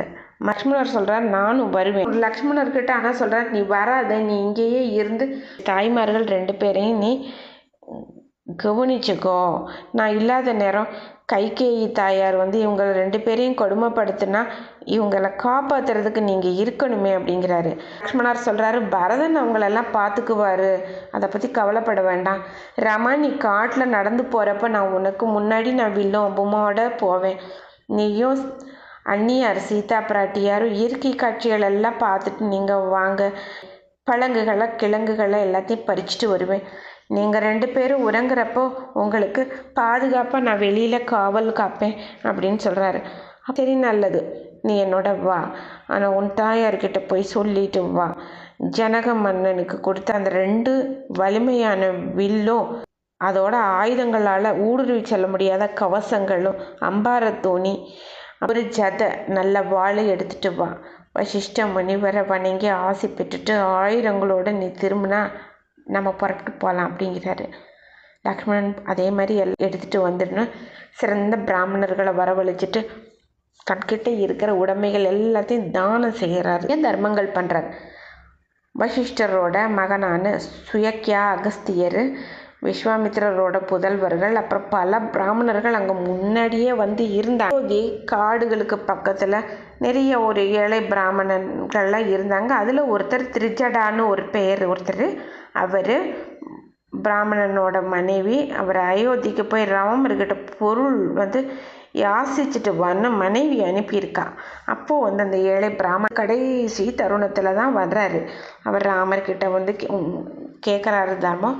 அப்போ ராமர் சொல்கிறாரு, ஒரு தடியை கொடுத்து, தடி எவ்வளோ தூரத்துக்கு வீச முடியுமோ அந்தளவுக்கு வீச, அது எத்தனை பசுக்கூட்டங்களை கடந்து போகுதோ அத்தனையும் உனக்கே அப்படிங்கிறாரு. இவர் தடியை போடுறாரு. அந்த தடி சரையும் ஆற்று கரையில் மேய்ஞ்சிட்டு இருந்த ஆயிரக்கணக்கான மாடுகள் எல்லாம் கடந்து போய் ஆற்றோட மறுபக்கம் விழுந்துருது. ராமர் அந்த தடியோட நுனி தொட்ட இடம் வரை இருந்த மாடுகளை திருச்சிராவுக்கு தானமாக கொடுக்குறாரு. இந்த பிராமணரை ராமர் மகிழ்ச்சியோடு அணைச்சிக்கிட்டாரு. நான் பேசின வேடிக்கையான பேச்சை தவறாக நினைக்க வேணாம், பிராமணன்கிட்ட மன்னிப்பு கேட்டுக்கிறாரு. ராமர் தன் உடமை எல்லாத்தையுமே வாரி வாரி வழங்குறாரு. தன்னை எல்லாருக்குமே கொடுத்துட்றாங்க. சீத்தை, ராமர், லக்ஷ்மணர் அயோத்தி சாலையிலிருந்து நடந்து தசரத மன்னர் மாளிகைக்கு போகிறாங்க. சாலையில் கூடியிருந்த மக்கள் மாட மாளிகையும் எல்லாம் பார்த்து மக்கள் அழுகிறாங்க. எல்லாரும் பேசிட்டாங்க. என்ன ஒரு இதை பார்க்கறதுக்கு நம்மளுக்கு புரியலையே, யார் கண்ணிலையுமே படாத சீதை இன்னைக்கு ஒரு காட்சி பொருளாக சாலையில் நடந்து போகிறாங்களே, நாமளும் நம்ம ராமரோட குடும்பத்தோட காட்டுக்கே போயிடலாம். அயோத்தி மக்களே இல்லாத வாழாத பாலடைந்த காடாகட்டும், காடானது மக்கள் நிறைந்த நாடாகட்டும் அப்படின்னு சொல்லிட்டு எல்லாரும் கிளம்புறாங்க கூட. ராமர், சீதா பிராட்டியார், லக்ஷ்மணர் 3 பேரும் தசரதரை பார்க்க அவருடைய அரண்மனைக்கு போகிறாங்க. போய் தசரதர் திருப்பாதங்களில் விழுந்து நமஸ்காரம் பண்ணுறாங்க. அது மயங்கி விழுகிறாரு. ராமர் தாங்கிக்கிறாரு, அழுகிறாரு. தந்தையே, எங்களை ஆசீர்வாதம் பண்ணுங்க, நாங்கள் கிளம்புறோம் அப்படி. அப்போது தசரத மன்னர் ராமரை அணைச்சிக்கிட்டு சொல்கிறாரு. திருப்பியும் மயக்கம் வந்துடுது அவருக்கு. சுமந்திரன் வாய் விட்டு அழுது தரையில் சாஞ்சிட்றாரு. கைகையை தவிர எல்லாருமே அழுக ஆரம்பிச்சிடுறாங்க. துக்கம் பீரிட்டு கதறி கதறி அழுகிறாங்க. சுமந்திரன் தசரதரோட அரச குடும்பத்தில் நெருங்கிய தொடர்பு இருக்கிற ஒரு நபர். அவர் ரொம்ப துக்கத்தை அனுபவிக்க வேண்டியதாயிடுச்சு. அப்போ அவர் போய் கைகையை கிட்ட அந்த சுமந்திரர் சொல்கிறார், குரூரமாக இருக்கிற குணம் உங்களுக்கு, ராமரை காட்டுக்கு அனுப்பிட்டு மன்னனையும் கொன்ன பாவத்துக்கு தான் நீங்கள் ஆளாக போகிறீங்க. ஏன்னா ஒரு அரசன் தன் மூத்த மகன்கிட்ட தான் நாட்டை ஒப்படைக்க முடியும். நீங்கள் செய்கிற இந்த பாவ செயல்னால துன்பம்தான் உங்களுக்கு கிடைக்கும். ராமர் அயோத்தியை விட்டுட்டு போனால் எல்லா அந்தணர்களும் அவரோட சேர்ந்து போயிடுவாங்க. அப்புறம் இந்த நாட்டில் நல்ல சுபகாரியங்கள் எல்லாம் நடக்காமல் போயிடும்னு. கைகேயி, நான் உனக்கு ஒரு கதை சொல்கிறேன் கேளு. பல காலத்துக்கு முன்னாடி உன் தகப்பனார் கேகய மன்னன் பசு பட்சிகளோட மொழிகள் பொருளை புரிஞ்சுக்கிற ஆற்றல் இருந்துச்சு. ஒரு முனிவர்கிட்ட தனக்கு வரமை அளிக்கிற மாதிரி அதை வாங்கியிருந்தார். நான் மன்னர் அந்த மொழியில் புரிஞ்ச விஷயம் என்ன அப்படின்னு அதை தெரிஞ்சு மற்றவங்களுக்கு சொல்லிட்டு மரணத்தை அடைவார் அப்படின்னு ஒரு நிபந்தனை கொடுத்தாரு முனிவர். ஒரு தடவை கேகய மன்னன், அதாவது கைகேயினுடைய தகப்பனார், ஒரு பறவையோட சத்தத்தை கேட்டுட்டு சிரிக்க ஆரம்பிச்சிட்டாங்க. அப்போ உன்னுடைய தாயார் அரசி அதை பார்த்துட்டு தன் கணவர் தன்னை பார்த்து சிரிக்கிறதா நினச்சிட்டு கோவமாயிடுறாங்க. சிரிச்சதுக்கு காரணம் என்ன அப்படின்னு கேட்கன்னு சொல்கிறாரு. இல்லை, அந்த பறவை சில விஷயங்கள் சொல்லிச்சு, அதனால தான். அந்த பறவை என்ன சொல்லிச்சுன்னு எனக்கு சொல்லுங்க. இல்லை, உனக்கு நான் சொன்னேன் நடக்கணும், அப்படி இறந்தாலும் பரவாயில்ல, எனக்கு நீங்கள் விஷயத்த சொல்லுங்கன்னு சொன்னாங்க. அப்படிப்பட்ட உங்கள் மகள் தானே நீங்கள். ஒரு இரக்கம் இல்லாத, நல்ல மனசு இல்லாத அந்த குணம் அப்படியே இருக்குது. நீயே பரதனுக்கு முடிசூட்டு விழாவை நடத்திட்டு நீயே இரு பேசுறாரு. தசரதர் சுதாரித்து மெதுவாக பார்க்குறாரு ராமரை காட்டுக்கு அனுப்புகிற நிகழ்ச்சி மட்டும் மாறுறதா இல்லை அப்படின்னு புரிஞ்சுக்கறாரு. சுமந்திரனை கூப்பிட்டுட்டு சொல்கிறார், ஒரு யோனி சேனை ஏற்பாடு பண்ணுங்க. பல வியாபாரி, வேடுவர்கள், வேலையாட்கள், அரச பொக்கிஷத்தோட ராமரோட சேர்த்து அனுப்புங்க. என் மகன் காட்டில் வாழ்ந்தாலுமே அரசனுக்கான சகல தகுதிகள் வசதிகளோட வாழணும். இதை கேட்டதுமே கைகேயி ரொம்ப ஒரு பயந்து பதறுது. சத்தம் போடுற பொக்கிஷங்கள் எல்லாம் எடுத்துட்டு பரதன் பொக்கிஷம் இல்லாத ஒரு நாட்டை ஆள விரும்ப மாட்டான். பரதனுக்கு அயோத்தி அப்படின்னும் ராமருக்கு வனவாசம்னு நான் கேட்டேன். நீங்கள் அதைத்தான் செய்யணும், வேற எதுவும் பண்ணக்கூடாது. கைகேயி நம் குல பரம்பரை சகர மன்னன் தான் மூத்த மகன் அசமஞ்சன் எப்படி காட்டுக்கு அனுப்புனாரோ அதை உதாரணமாக ஏற்றுக்கிட்டு எந்த வசதியும் ராமனுக்கு கொடுக்காம காட்டுக்கு அனுப்ப சொல்கிறான். இருந்த மந்திரி சித்தார்த்தன் ஐயோட இந்த பேச்சுகளெல்லாம் கேட்டுட்டு கோபமாயிருது, வெறுப்பாக சொல்கிறார். அசமஞ்சன் தன்னோட விளையாடுற பிள்ளைய சரையு ஆற்றுல மூழ்க செஞ்சார். பிரஜையெல்லாம் அவனோட இரக்கம் இல்லாத தன்மையை சகர மன்னன்கிட்ட முறையிட்டாங்க. அதனால தான் இப்படி குரூரமான குணம் இருக்கிற தன் மகனை காட்டுக்கு அப்படி அனுப்புனாங்க. ராமர் யாருக்கு என்ன கெடுதல் செஞ்சார்? ஒருத்தருக்கு ஒரு கெடுதலும் செய்யலை, அவரை ஏன் அனுப்பணும் அப்படி வாதாடுறாரு. ஆனால் கைகேயி எந்த ஒரு மாற்றமும் இல்லாமல் மரவுரிகளை ராமருக்கு ஊடுத்திக்கணும்னு சொல்லிட்டு ராமருக்கு எடுத்துகிட்டு கொடுக்குறா. அதை வாங்கிக்கிட்டு நீ கிளம்பு அப்படின்னு. அப்போ சீதைக்கு கண்கள்லேருந்து அழுக வருது, லக்ஷ்மணருக்கு கோபமும் வருது, அழுகையும் வருது. இன்னும் சீதா நீயும் மர உரி கண்டிப்பாக போடணும் அப்படின்னு சொன்ன உடனே சீதா பிராட்டியார் அந்த மர உரிகளை வாங்கி போட்டுக்கிறாங்க. ஆனால் அவங்களுக்கு மர உரி போட்டு பழக்கம் இல்லாததுனால ராமர் உதவுறாரு. அப்போ கௌசல்யா சீதையை அணைச்சிட்டு சொல்கிறாங்க, கெட்ட காலம் வந்தால் சில பெண்கள் தன் நேர்மை, அன்பார்ந்த கணவன் எல்லாத்தையும் கைவிட்டுருவாங்கங்கிறது தெரிஞ்ச விஷயம். இது பெண்களோட கடந்த காலத்தில் தன் கணவனோட உதவி இதை எல்லாத்தையும் ஏற்றுக்கிட்டு அவங்க செஞ்சிருவாங்க, எல்லாமே மறந்துடுவாங்க. அந்த நேரம் அவங்கள எந்த உபதேசமுமே மாற்றாது. அவ்வளோ ஒரு மோசமான நன்றி கெட்ட பெண்கள் ஞானம் பரிசினால் நல்ல வார்த்தைகளாலும் மாற மாட்டாங்க. ஆனால் சில பெண்கள் இயற்கையாக சாத்தமாக, நளினமாக, நேர்மையாக, மற்றவங்களுக்கு கீழ்ப்படிந்தவங்களாக இருப்பாங்க. அப்படிப்பட்ட பெண்கள் தான் தன் கணவனை மேம்பட்டவனே நினைப்பாங்கன்னு. சீதா, என் மகனை நாடு கட்டப்பட்டதுனால அவனை நீ இழிவாக நினைக்காத, எந்த நிலையிலுமே அவன் எல்லாரும் போற்ற ஒரு பிரபு தான் அப்படின்னு சொல்கிறாங்க. சீதா பிராட்டியாரும் வணங்கிட்டு முழு மனதோட கிளம்புறாங்க. அப்போ சுமந்திரர் அங்கே வர்றாரு. ராமரும் இருக்காரு, தாயை தேத்துறாரு. நான் போயிட்டு வரேன். தந்தையோட பாதங்களை தொட்டு வணங்கிட்டு அப்புறம் சீதா லக்ஷ்மணன் பின்தொடர வலம் வர்றாரு தந்தையை.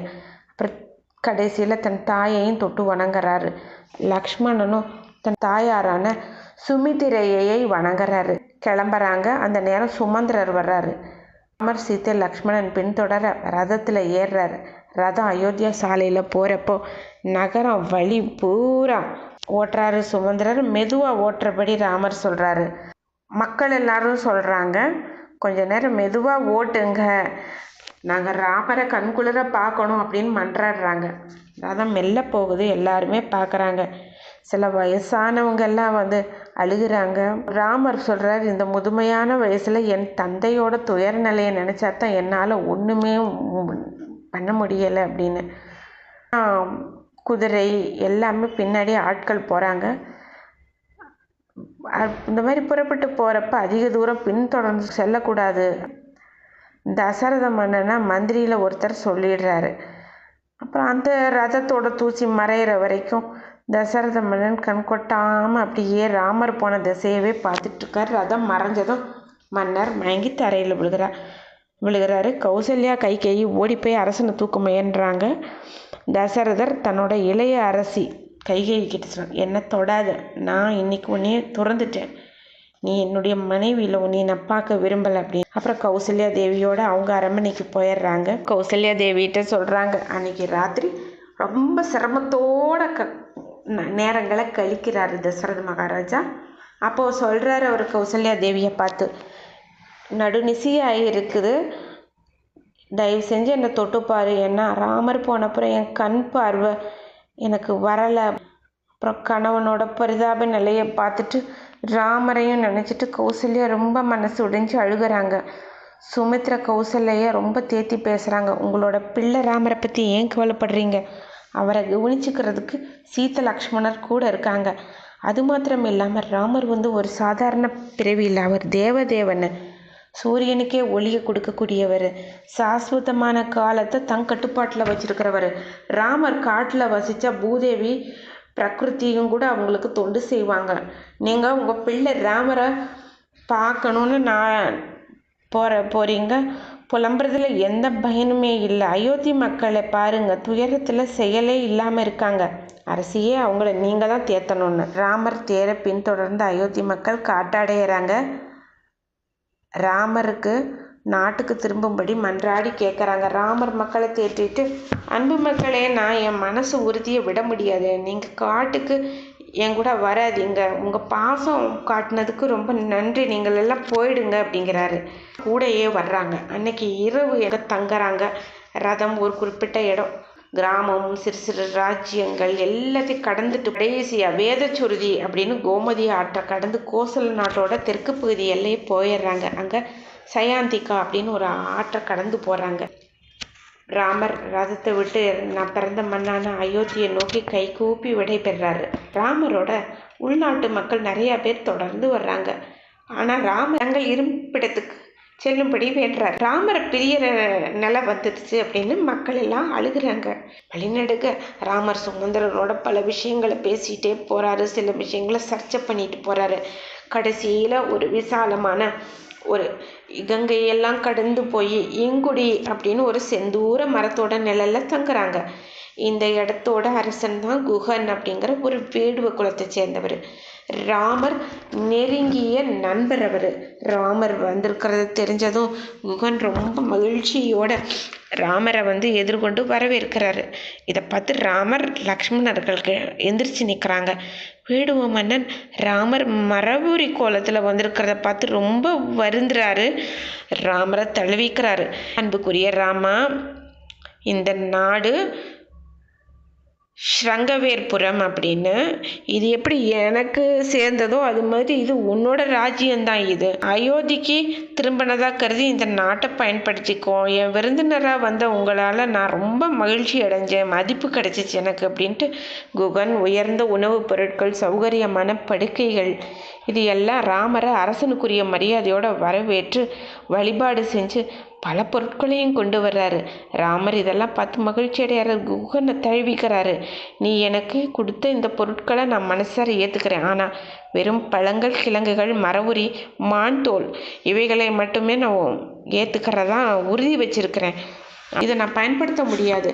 நான் வந்து அன்புக்கு உரிய இந்த குதிரைகளுக்கு மட்டும் உண்பதற்கு ஏதாவது கொடுக்கவும் அப்படின்னு குகன் குதிரைகளுக்கு உணவு கொடுக்குறாரு. ராமர் கங்கையை போற்றி வழிபாடு செஞ்சுட்டு விரதம் மேற்கொண்டு லக்ஷ்மணன் கையால் கொஞ்சம் நீரை வாங்கி பருகிறாரு. அன்னைக்கு ராத்திரி ராமரும் சீத்தையும் இங்குடி மரத்தடியில் தான் உறங்குறாங்க. லக்ஷ்மணன் குகன் இரவு கண் விழிச்சு காவலில் இருந்தாங்க. அப்போ குகன் சொல்கிறாரு, லக்ஷ்மணன் இளைப்பாரும்படி கேட்டுக்கிறாரு. லக்ஷ்மணன் மறுத்துடுறாரு. அடுத்த நாள் ராமர் கங்கை ஆற்ற கடக்க விரும்புகிறாரு. குகன் ஒரு அழகான படகை கொண்டு வர்றார். கிளம்புறதுக்கு முன் ராமன் சுமந்திரனை நோக்கி சொல்கிறார், அயோத்திக்கு திரும்ப போகும்படி வேண்டி கேட்டுக்கிறாரு.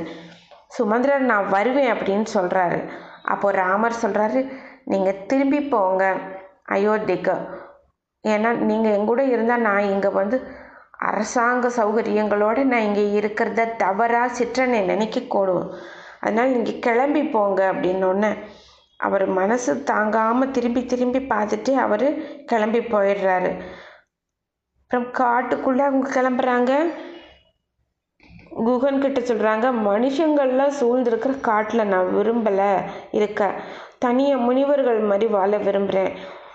அதனால் ஆலமரத்தை கடைஞ்சி பால் மாதிரி ஒரு திரவம் கொண்டு வா, நான் என் கேசத்தை முடிஞ்சுக்க போகிறேன்னு சொல்கிறாரு. குகன் அதே மாதிரி சாற்றை எடுத்து வந்த உடனே ராமர் லக்ஷ்மணர் தங்கள் கேசத்தை பாலை தடவி முனிவர்கள் மாதிரி அது ஜடாமுடி போல் முடிஞ்சுக்கறாங்க. குகன்கிட்டையும் விடைபெற்ற ராமர் சீத்தை லக்ஷ்மணரோட கங்கை நீரை கொஞ்சம் குடிச்சிட்டு படகுல புறப்படுறாங்க. படகு கங்கையோட நடுமையத்தை அடைஞ்சப்போ சீத்தை கங்கை தாயை நோக்கி அங்கே சுகமாக திரும்பி வரணும்னு வேண்டிக்கிறாங்க. தூரத்தில் மறுக்கரை அடைஞ்ச உடனே இவங்க கால்நடையாக பயணத்தை தொடங்குறாங்க. ராமர் லக்ஷ்மணரை பார்த்துட்டு சீத்தைக்கு பாதுகாப்பா முன்னால் நடந்து போ அப்படின்னு சொல்கிறாங்க. ராத்திரி வந்ததும் ஒரு மரத்தடியில் தங்குறாங்க. சீதா பிராட்டியார் தூங்குறப்போ ராமனும் லக்ஷ்மணனும் காவல் காக்குறாங்க. தாய்மார்களெல்லாம் அங்கே சுமந்திரர் போன உடனே விசாரிக்கிறாங்க எல்லாம் என்ன ஏதுன்னு. ராமருக்கோ இங்கே தன் தாயை நினைச்ச உடனே உணர்ச்சி வசப்பட்டு கண்ணீர் வருது. அடுத்த நாள் சீத்தை ராமர் 2 பேரும் லக்ஷ்மணரோட கிளம்புறாங்க. நடந்து கங்கை யமுனை சங்கமாகிற இடத்துக்கு போகிறாங்க.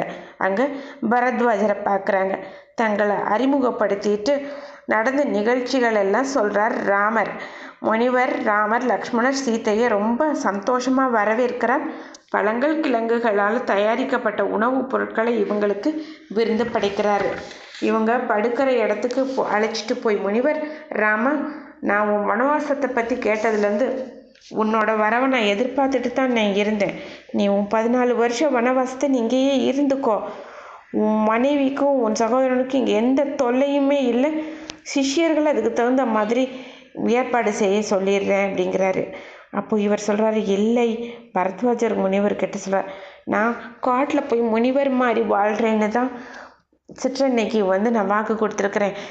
தனியாக ஒரு இடம் நாடி நான் போகணுன்னு பரத்வாஜர் சொல்கிறேன். இங்கேருந்து 100 காத தூரத்தில் சித்திரக்கூட மலை இருக்குது. அங்கே நீங்கள் போய் வசிக்கலாம். யமுனை ஆற்றை கடந்து கொஞ்சம் தூரம் நீங்கள் போனீங்கன்னா ஷியாமாங்கிற பிரம்மாண்டமான ஒரு ஆலமரம் வரும். அங்கே நீங்கள் போகிறதுக்கு சரியான ஒரு அடையாளம். சித்திரக்கூடத்தோட நிலப்பகுதி ரொம்ப அழகானது. அது நீர்வீழ்ச்சி அருவிகளால் நிறைய நீரூற்றுக்களால் இருக்கக்கூடியது. மயில், குயில் இந்த மாதிரி இனிமையான குரல்கள் எல்லாம் காதுக்கு இனிமையாக ஒலிக்கும். அங்கே பழங்கள், தேன் எல்லாம் ஏராளமாக இருக்குது. இந்த இடம் சொர்க்கத்தில் இருக்கிற கந்தமாதனத்தை மாதிரி சாத்வீகமான வாழ்க்கை வாழ்கிறதுக்கு இடமாகும்னு ஆலோசனை சொல்கிறாரு பரத்வாஜ முனிவர். சீத்தை, ராமர், லக்ஷ்மணர் அன்றைக்கு இரவு பரத்வாஜர் ஆசிரமத்தை கழிச்சாங்க. அடுத்த நாள் முனிவர்கிட்ட விடை வாங்கிட்டு பிரயாணத்தை தொடங்குறாங்க. யமுனை ஆற்றை அடையிறாங்க. ராமர் லக்ஷ்மணர் மரங்கள் எல்லாம் வச்சு ஆற்றை கடப்புக்கிறதுக்கு ஒரு பெரிய கட்டுமரத்தை தயார் பண்ணுறாங்க. அவங்க ஆற்றோட நடுவு மத்தியை அடைஞ்சப்பறம் சீதா தேவி காளிந்தினியை பிரார்த்தனை பண்ணுறாங்க. அப்புறம் அதோடைய கரையை அடைஞ்ச இந்த 3 பேரும் ஷியாமாங்கிற ஆலமரத்தை அடையிறாங்க. இந்த ஆலமரத்தை வணங்கி தாங்கள் நலனை வேண்டாங்க. கொஞ்சம் தூரம் நடந்து போனோடனேயே 3 பேரும் அந்த ராத்திரி அந்த ஆத்தங்கரையிலேயே கழிக்கிறாங்க. மறுநாள் காலையில் எழுந்து தங்களுடைய பிரயாணத்தை தொடர்றாங்க.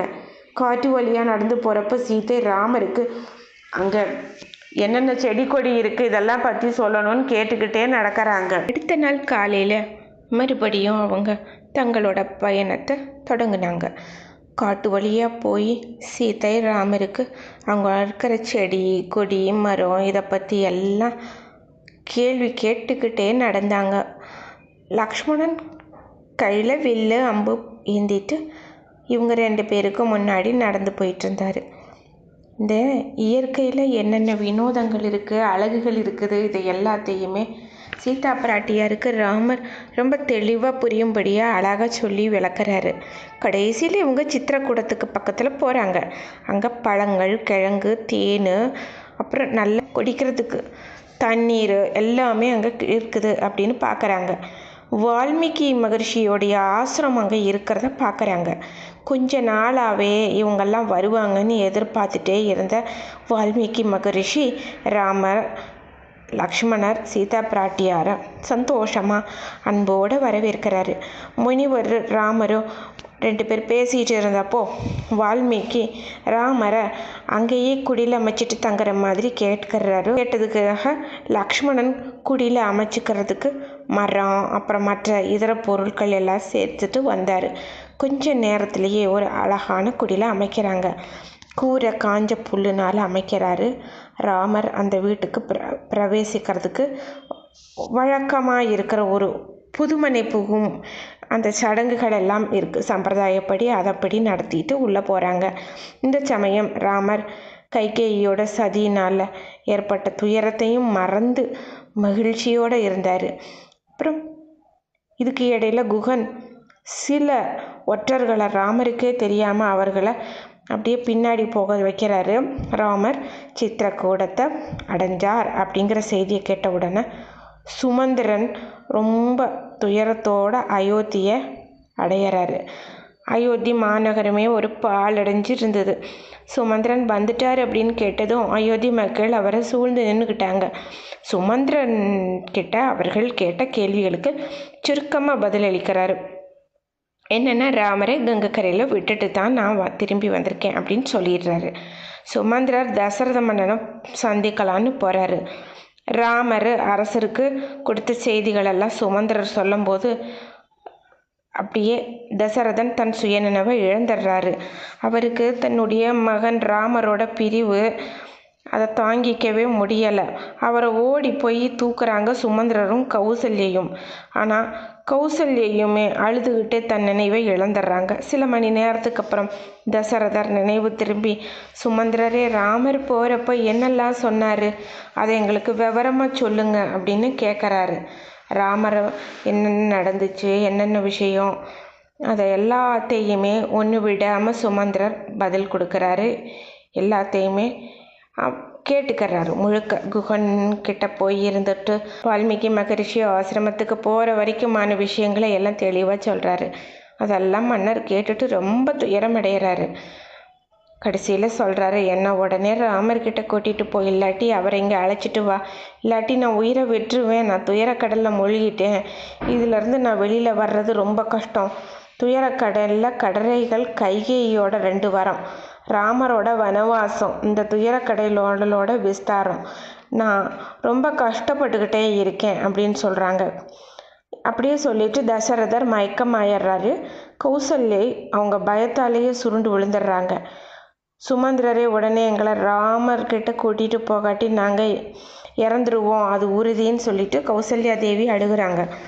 கணவர்கிட்ட ஒரு பக்தியாக இருக்கிற மனைவி எப்படியோ அப்படித்தான் கௌசல்யா தேவி ஒரு மிகச்சிறந்த ஒரு மனைவியாக இருந்தாலும் அவங்க கணவன்கிட்ட ரொம்ப கோபமாக சொல்லிக்கிட்டாங்க. உங்கள் குற்றத்தினால தான் ராமர் வனவாசம் அனுபவிக்க வேண்டியதாக வந்துச்சு.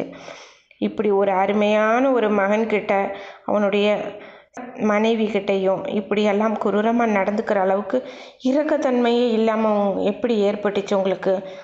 எப்படித்தான் பழங்கிழங்கு இதையே சாப்பிட்டு உயிர் வாழ்கிறாங்களோ, வெறுந்தரையில் படுத்துட்டு சங்கடங்களெல்லாம் சகிச்சுக்கிறாங்களோ, குளிர் காற்று மழை இதெல்லாம் எப்படித்தான் கஷ்டத்தை அனுபவிக்கிறாங்களோ, 14 வருஷம் கழித்து வந்தாலுமே பரதன் ராமருக்கு ராஜ்யத்தை தரமாட்டார். பரதனே ராஜ்யத்தை கொடுத்தாலும் ராமர் அவரோட இளைய சகோதரன் பரதன்கிட்ட இருந்து ராமர் வாங்க மாட்டார். உன்ன மாதிரி ஒரு கணவர் அடைஞ்ச நான் ஒரு அபாகியவதி. ஒரு பொண்ணுக்கு அவள் கணவர் தான் ஆதரவு. கைகேயியோட கையில் நீங்கள் கட்டுப்பட்டுட்ட நிலையில் என் ஆதரவு பறிக்கப்பட்டுருச்சு. கணவருக்கு பின் புத்திரன் தான் ஆதாரம். ஆனால் அதையுமே என்கிட்ட இருந்து பிரிச்சிட்டீங்க. எல்லா வகையிலையும் நான் ஏமாற்றம் அடைஞ்சிருக்கேன்னு சொல்லிட்டு அழுகிறாங்க.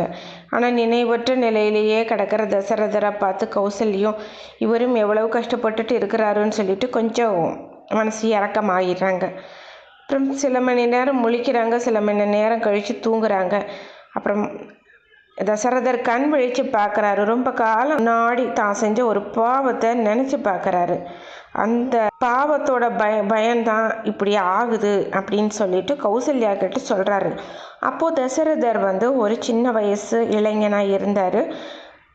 ஆனால் கண்ணுக்கு எதுவும் தெரியாட்டினாலும் கேட்குற ஒளியை வச்சு அம்பு எய்கிற ஒரு கலை அவர்கிட்ட இருந்துச்சு. ஒரு நாள் அவர் வேட்டையாடுறதுக்கு போயிருந்தார். ராத்திரி வேலை சரையு நதிக்கரை ஆற்றங்கரையில் ஒரு யானை தண்ணீர் பெறுகிற சத்தம் மாதிரி கேட்ட உடனே ஒலி வந்த திசையில் அம்பை இவர் எய்கிறாரு. ஆனால் ஒரு மனிதனோட ஒரு அலறலை கேட்குறாரு. அந்த மனிதன் என்னை அம்பால் துளைச்சவன் யார்? நான் எந்த குற்றமும் அறியாத ஒரு முனிக்குமாரன் சொல்லிட்டு கதறான். உடனே அந்த இடத்துக்கு தசரதர் போகிறாரு. அங்கே அம்பால் எய்யப்பட்டு தாக்கப்பட்டு கிடந்த ஒரு முனிக்குமாரனை பார்த்த உடனேயே அழுக ஆரம்பிச்சிட்டார். அப்போ அந்த பையன் சொல்கிறான், ஐயா, என் பார்வை இல்லாத தள்ளாத பெற்றோர் தான் நான் தண்ணீர் கொண்டுட்டு வருவேன் எனக்காக காத்திருப்பாங்க. நீ என்னை இல்லாமல் என் பெற்றோரை கொன்றவன் ஆயிடுற. நான் இல்லாட்டி அவங்க உயிர் வாழ மாட்டாங்க. நீ அவங்கக்கிட்ட போய் என்னைய கொன்ன குற்றத்தை ஒத்துக்கோ. நீ போகிறதுக்கு முன்னாடி என் உடல்லேருந்து அம்பை எடுத்துகிட்டு போ, வலி பொறுக்கலை அப்படிங்கிறான். தசரத மன்னன் கௌசல்யா கிட்ட சொல்கிறார், முனிக்குமாரன் உடனே இறந்துருவான் அப்படின்னு நான் அம்பை எடுக்க தயங்குனேன். அவன் என்னை சமாதானப்படுத்தினான். பிராமணனை கொள்வதாக நினைக்காத, நான் வைசிய தந்தைக்கும் சூத்திர தாய்க்கும் பிறந்தவன். நான் உடனே அம்பை பிச்செடுத்தேன். அவனும் உடனே உயிரை விட்டான். நான் அவனோட பாத்திரத்தில் தண்ணி எடுத்துகிட்டு போய் அவனை ஆசிரமத்தை நோக்கி துயரம் நிறைஞ்ச பயத்தோடு போனேன். அங்கே தள்ளாத கண் பார்வை இல்லாத ஒரு தம்பதிகளை பார்த்தேன். அவங்க என்னைய அவங்க பிள்ளைன்னு நினச்சி பாசம் நிறைஞ்ச வார்த்தையில் பேசினாங்க. அப்புறம் கடைசியில் அது என்னை ரொம்ப கஷ்டப்படுத்துச்சு. நான் ரொம்ப தைரியத்தை வரவழைச்சிட்டு அவங்கக்கிட்ட தற்செயல் அவங்க பிள்ளையை நான் கொன்ன விதத்தை நான் விவரித்தேன். அதுக்கு அவங்க சொன்னாங்க, நீ உன் இச்சையோடு உன் குற்றத்தை ஒப்புக்கிட்ட, அதனால நான் உன்னை சபிக்கலை. ஆனால் சபிச்சா நீ உடனே இறந்துருவ. நீ எங்களை எங்கள் மகன் உடம்பு இருக்கிற இடத்துக்கு கூட்டிகிட்டு போன்றாங்க. அவங்க மகன் இருந்த உடல் இருந்த இடத்துக்கு கூட்டிகிட்டு போனேன். அப்புறம் அவங்க மகனை தொட்டு தடவி பார்த்து பரிதாபமாக அழுதாங்க. அப்புறம் அவங்க தன் பிள்ளையோட ஆத்மா சாந்தி அடைய ஜலத்தை அர்ப்பணம் செஞ்சாங்க. அந்த சமயம் முனிக்குமாரன் புண்ணிய பலத்தால் இந்திரன் தன் தெய்வீக விமானத்தில் இறங்கினான். அந்த முதியவங்களை பார்த்து, நீங்களும் உங்கள் பிள்ளை அடைஞ்சு சொர்க்கத்தை அடைவீங்கன்னு சொல்லி தெய்வீக உடலை வாங்கிட்டு அந்த முனிக்குமாரனை தேவலோகத்துக்கு அழைச்சிட்டு போனார். அந்த முதியவர் எப்படி மனவேதனை அடையிறானோ அது மாதிரி நீயும் உன் மகனை பிரிஞ்சு வேதனை அடைவன்னு சொல்லிட்டு அந்த தம்பதிகள் அவங்க பிள்ளையோட உடல் எரியிற தீயில விழுந்து உயிரை விட்டுட்டன.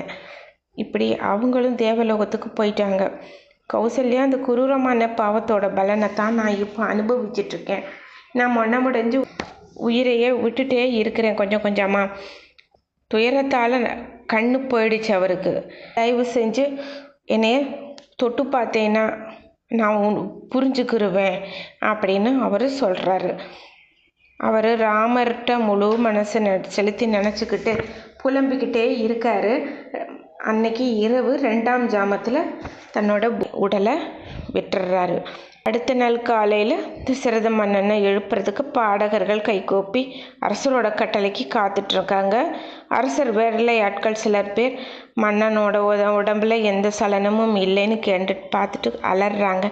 இந்த கூச்சலை கேட்டுட்டு கௌசல்யா சுமித்ரா தன் கணவன் தன்னை விட்டுட்டு பிரிஞ்சிச்ச நினச்சிட்டு தரையில் சுருண்டு விழுந்து அழுகிறாங்க.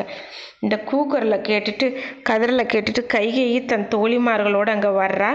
மன்னன் தன் உடலை நீத்தாருங்கிறது தெரிஞ்சு அவளும் பரிதாபமாக அழுகிறான். கணவனோட தலையை வருடிட்டு கௌசல்யா கைகையை பார்த்து, நான் மன்னன் சிதையோட உடன்கட்டை ஏறி அவர் அடையும் இடத்தை அடையிறேன், உன்னை போன்றவள் தான் கணவன் இழந்தும் அதை தாங்கிக்கிட்டு இருக்க முடியும் அப்படின்னு சொல்கிறாங்க. அப்புறம் மந்திரிகள் வந்தாங்க. கௌசல்யாயே அவங்க முடிஞ்ச அளவுக்கு சொல்லி சொல்லி சமாதானப்படுத்தி விளக்குறாங்க. ஆனால் அவங்க மன்னரோட உடம்புல தைலங்கள் எல்லாம் சுவைச்சு பாதுகாத்தாங்க. ஏன்னா தந்தையோட இறுதிச் சடங்கு நடத்த பிள்ளை இருக்கணும். தங்கள் அரசன் நம்மக்கிட்டேருந்து பிரிஞ்சிட்டார் அப்படிங்கிற உடனே செய்தியை அயோத்தி மக்கள் துக்கத்தினால மூழ்கினாங்க. அன்றைக்கி இரவு மக்கள் தூங்காமல் சாலையிலேயே கூடி கைகையை கண்டபடி ஏசியும் பேசியும் இழிவாக பேசி தங்கள் துயரத்தெல்லாம் போக்கிக்கிட்டாங்க. அடுத்த நாள் காலையில் பிராமண சிரேஷ்டர்கள் ராஜ்யசபையில் கூடுறாங்க. ராஜகுருக்கள் மந்திரிகள் எல்லாம் கலந்து ஆலோசித்து மன்னரோட புத்திரர்களில் யாராவது ஒருத்தர் உடனடியாக அரசாட்சியை ஏற்றுக்கணும் அப்படின்னு வலியுறுத்துகிறாங்க. வசிஷ்டர்கிட்ட கேட்குறாங்க. வாமதேவர், மார்க்கண்டேயர், கஷ்யபர், கௌதமர், அப்புறம் எல்லா சிரேஷ்ட பிராமணர்கள் எல்லாரும் ஒரே மாதிரி சொல்கிற நாடு அழிஞ்சிடும். ஏன்னா திருடர்கள் மற்ற கயவர்கள் அந்த நிலைமையை பயன்படுத்திட்டு அவங்களுக்கு சாதகமாக்கிக்குவாங்க. அரசன் இல்லாத நாட்டில் உரிமை அழிஞ்சு போயிடும். பிள்ளைங்க தந்தையை மதிக்க மாட்டாங்க சொல்கிறாங்க. இதையெல்லாம் கேட்டுட்டு முனிவர்கள் சொல்கிறதெல்லாம் கேட்டுட்டு இதெல்லாம் சரிதான், என்ன செய்யலாம் அப்படின்னு சொல்லிட்டு அரியாசனத்துக்கு பரதன் தானே இப்போ வாரிசுன்னு தீர்மானிக்கப்பட்டுச்சு. அதனால கேகய நாட்டு தலைநகரம் கிரிவிரஜர் நகருக்கு தூதுவர்களை உடனே அனுப்பி பரதன் சத்ருக்னனை அயோத்திக்கு கூட்டிகிட்டு வர செய்யணும் அப்படின்னு வசிஷ்டர் ஆலோசனை சொல்கிறார். பிராமணர்களும் மந்திரிகளும் இந்த ஆலோசனையை கேட்டுக்கிட்டாங்க. உடனே பரதன் அயோத்திக்கு வரணுங்கிற செய்தியை தூதுவர்கள் மூலமாக அனுப்பி வச்சாங்க. அன்றைக்கி ராத்திரியே தூதுவர்கள்லாம் போய் கேகய நாட்டை போயிடுறாங்க. அங்கே ராத்திரிக்கு பரதன் ரொம்ப ஒரு கெட்ட சொப்பனம் கண்டுட்டு பயந்து போய் உட்காந்துருக்காரு.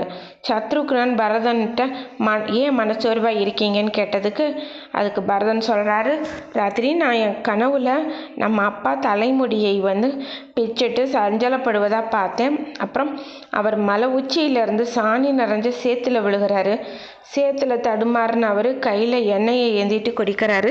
பித்து பிடித்தவனை போல சிரிக்கிறாரு. அப்புறம் சாதத்தையும் எள்ளையும் கலந்து சாப்பிட்றாரு. உடம்பு முழுக்க எண்ணெய் தடவிக்கிட்டு காணப்பட்டார். இதுக்கு பிறகு அப்புறம் காட்சி மாறுது. கடல் வறண்டு சந்திரன் பூமியில் மேலே விழுந்தான். உலகம் இருண்டுச்சு. எரிமலையெல்லாம் வெடிச்சிச்சு. அரக்கர்கள் நடனம் ஆடினாங்க. எரிமலையிலேருந்து தீக்குழம்பு வெளிவந்துச்சு. இந்த காட்சி மறைஞ்சதும் நம்ம தகப்பனார் யானைகளோட தந்தங்கள் உடைஞ்சிது. எறும்பு சிம்மாசனத்தில் நம் தந்தை வீற்றிருந்தார். அவர் உடம்புல சிகப்பு நிற சந்தனம் பூசப்பட்டிருந்துச்சு.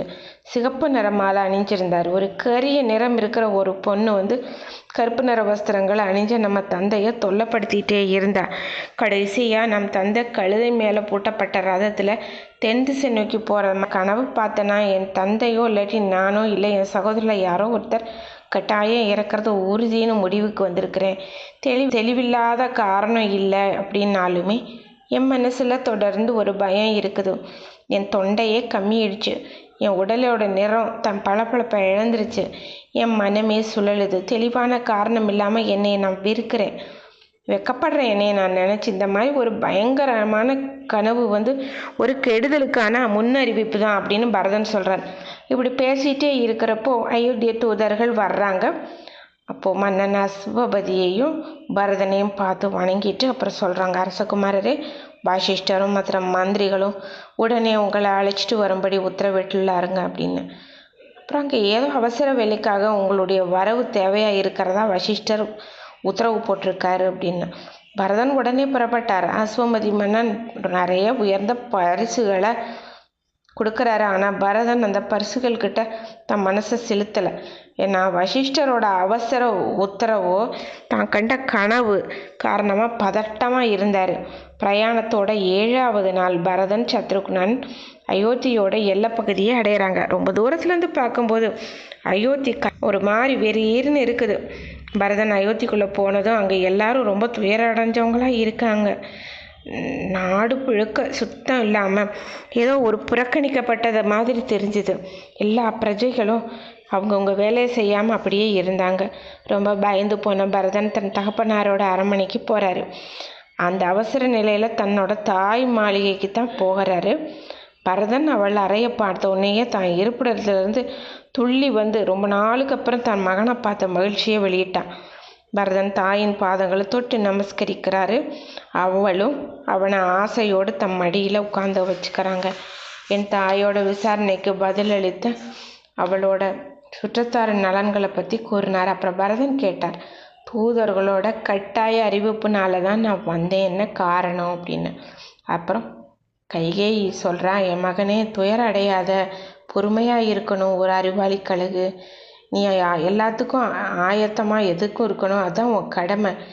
உங்கள் அப்பா இப்போ இல்லை, அவர் நீ தான் நாட்டை பார்த்துக்கிறணும் அப்படின்னு சொல்கிற. ராமனும் காட்டுக்கு போயிட்டாரு.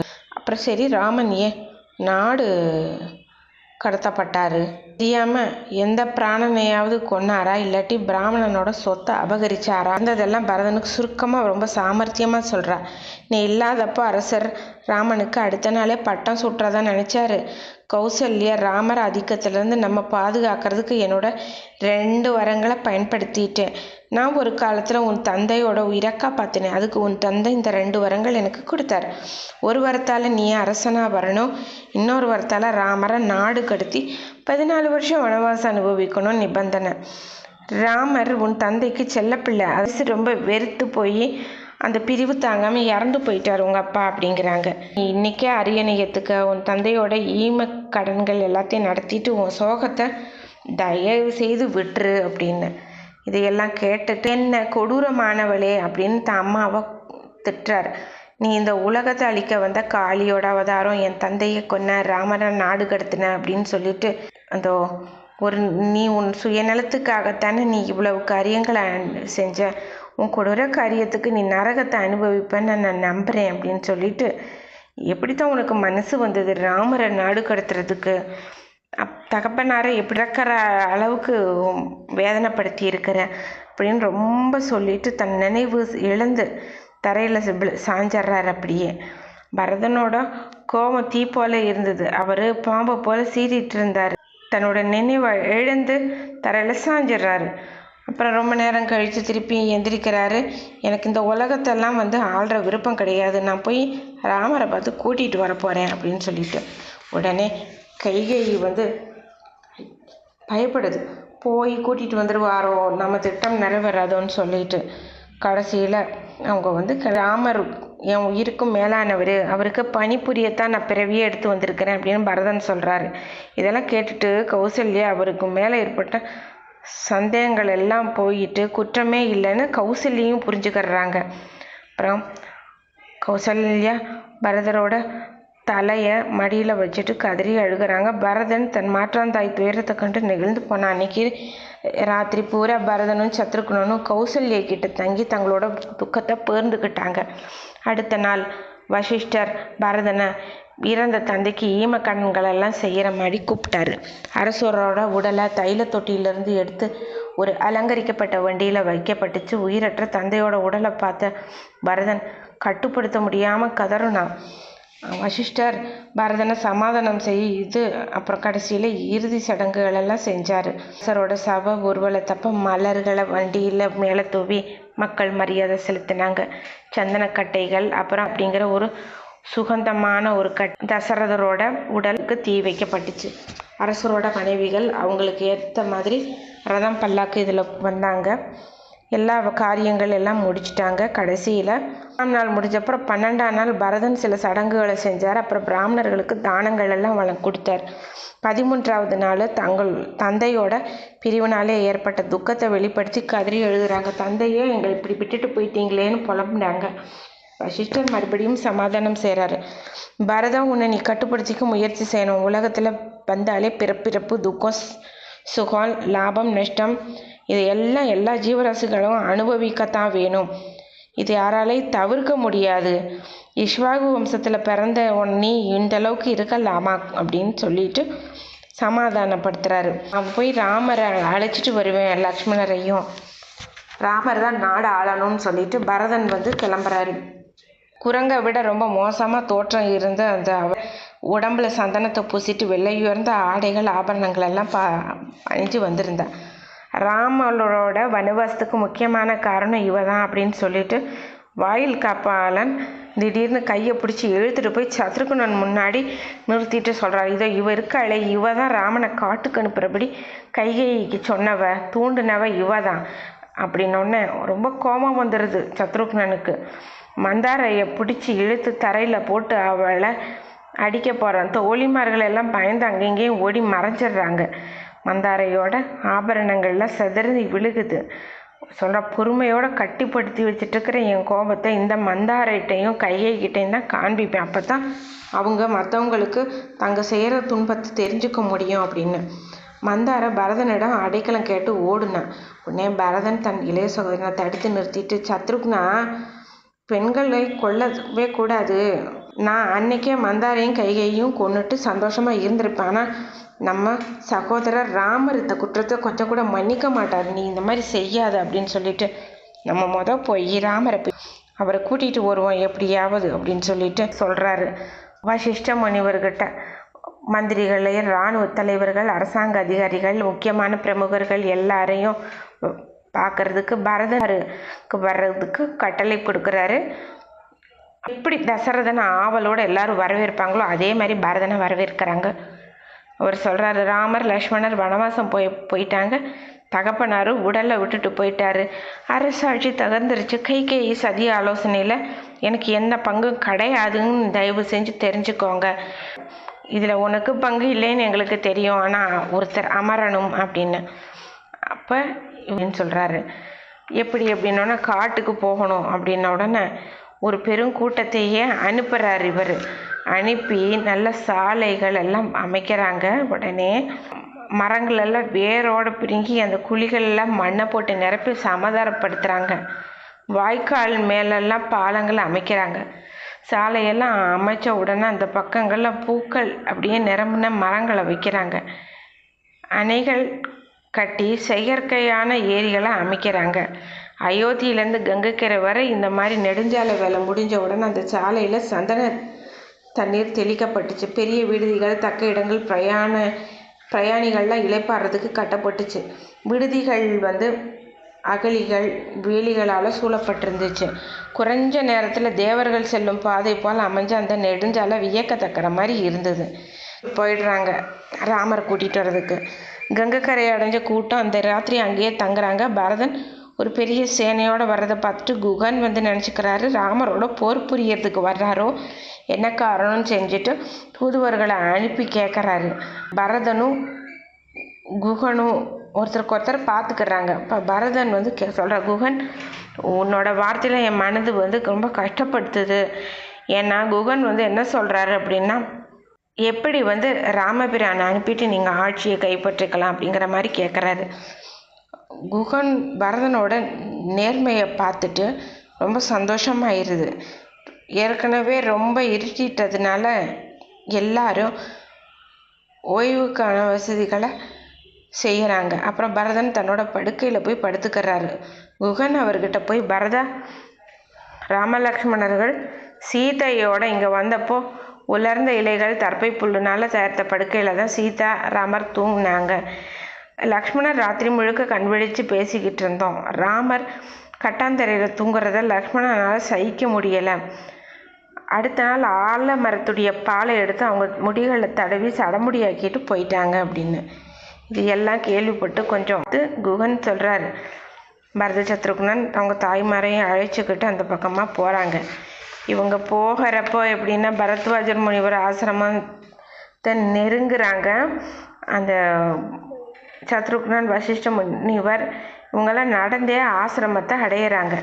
வசிஷ்டரை பார்த்த உடனே பரத்வாஜர் எழுந்து போய் வரவேற்கிறாரு. வழக்கமான விதிமுறைகளை முடிச்சுட்டு, காரணம் என்னவோ, நீ இங்கு எந்த ஒரு தீங்கும் விளைவிக்க வந்திருக்க மாட்டேன்னு நான் நம்புகிறேன் அப்படிங்கிறாரு.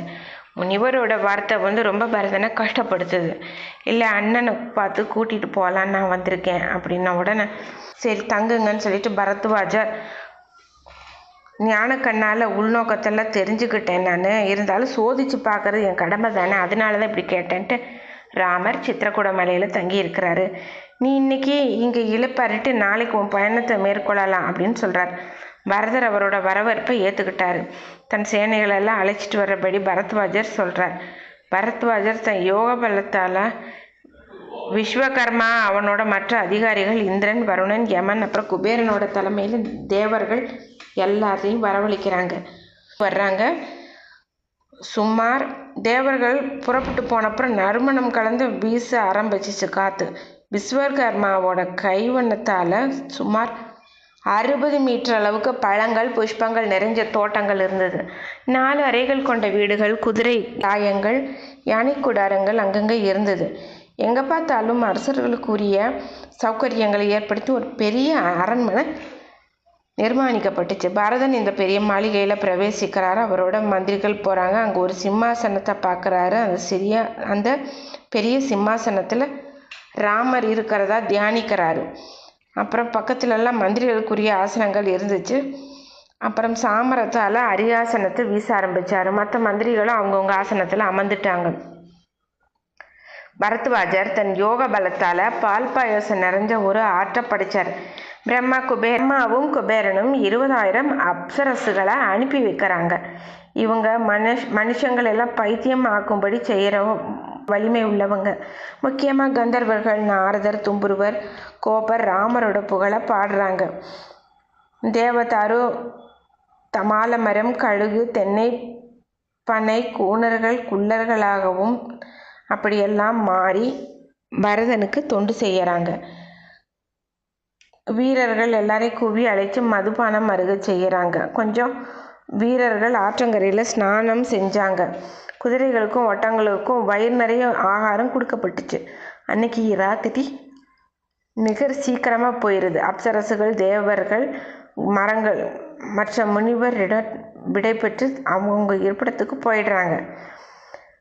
பரதன் தன் தாய்மார்களோட பரத்வாஜர் ஆசிரமம், அதாவது சித்திரக்கூடத்துக்கு போகிற வழியை விசாரிக்கிறாரு. பரத்வாஜர் பரதனோட அந்த தாய்மார்களை பார்த்தாரு.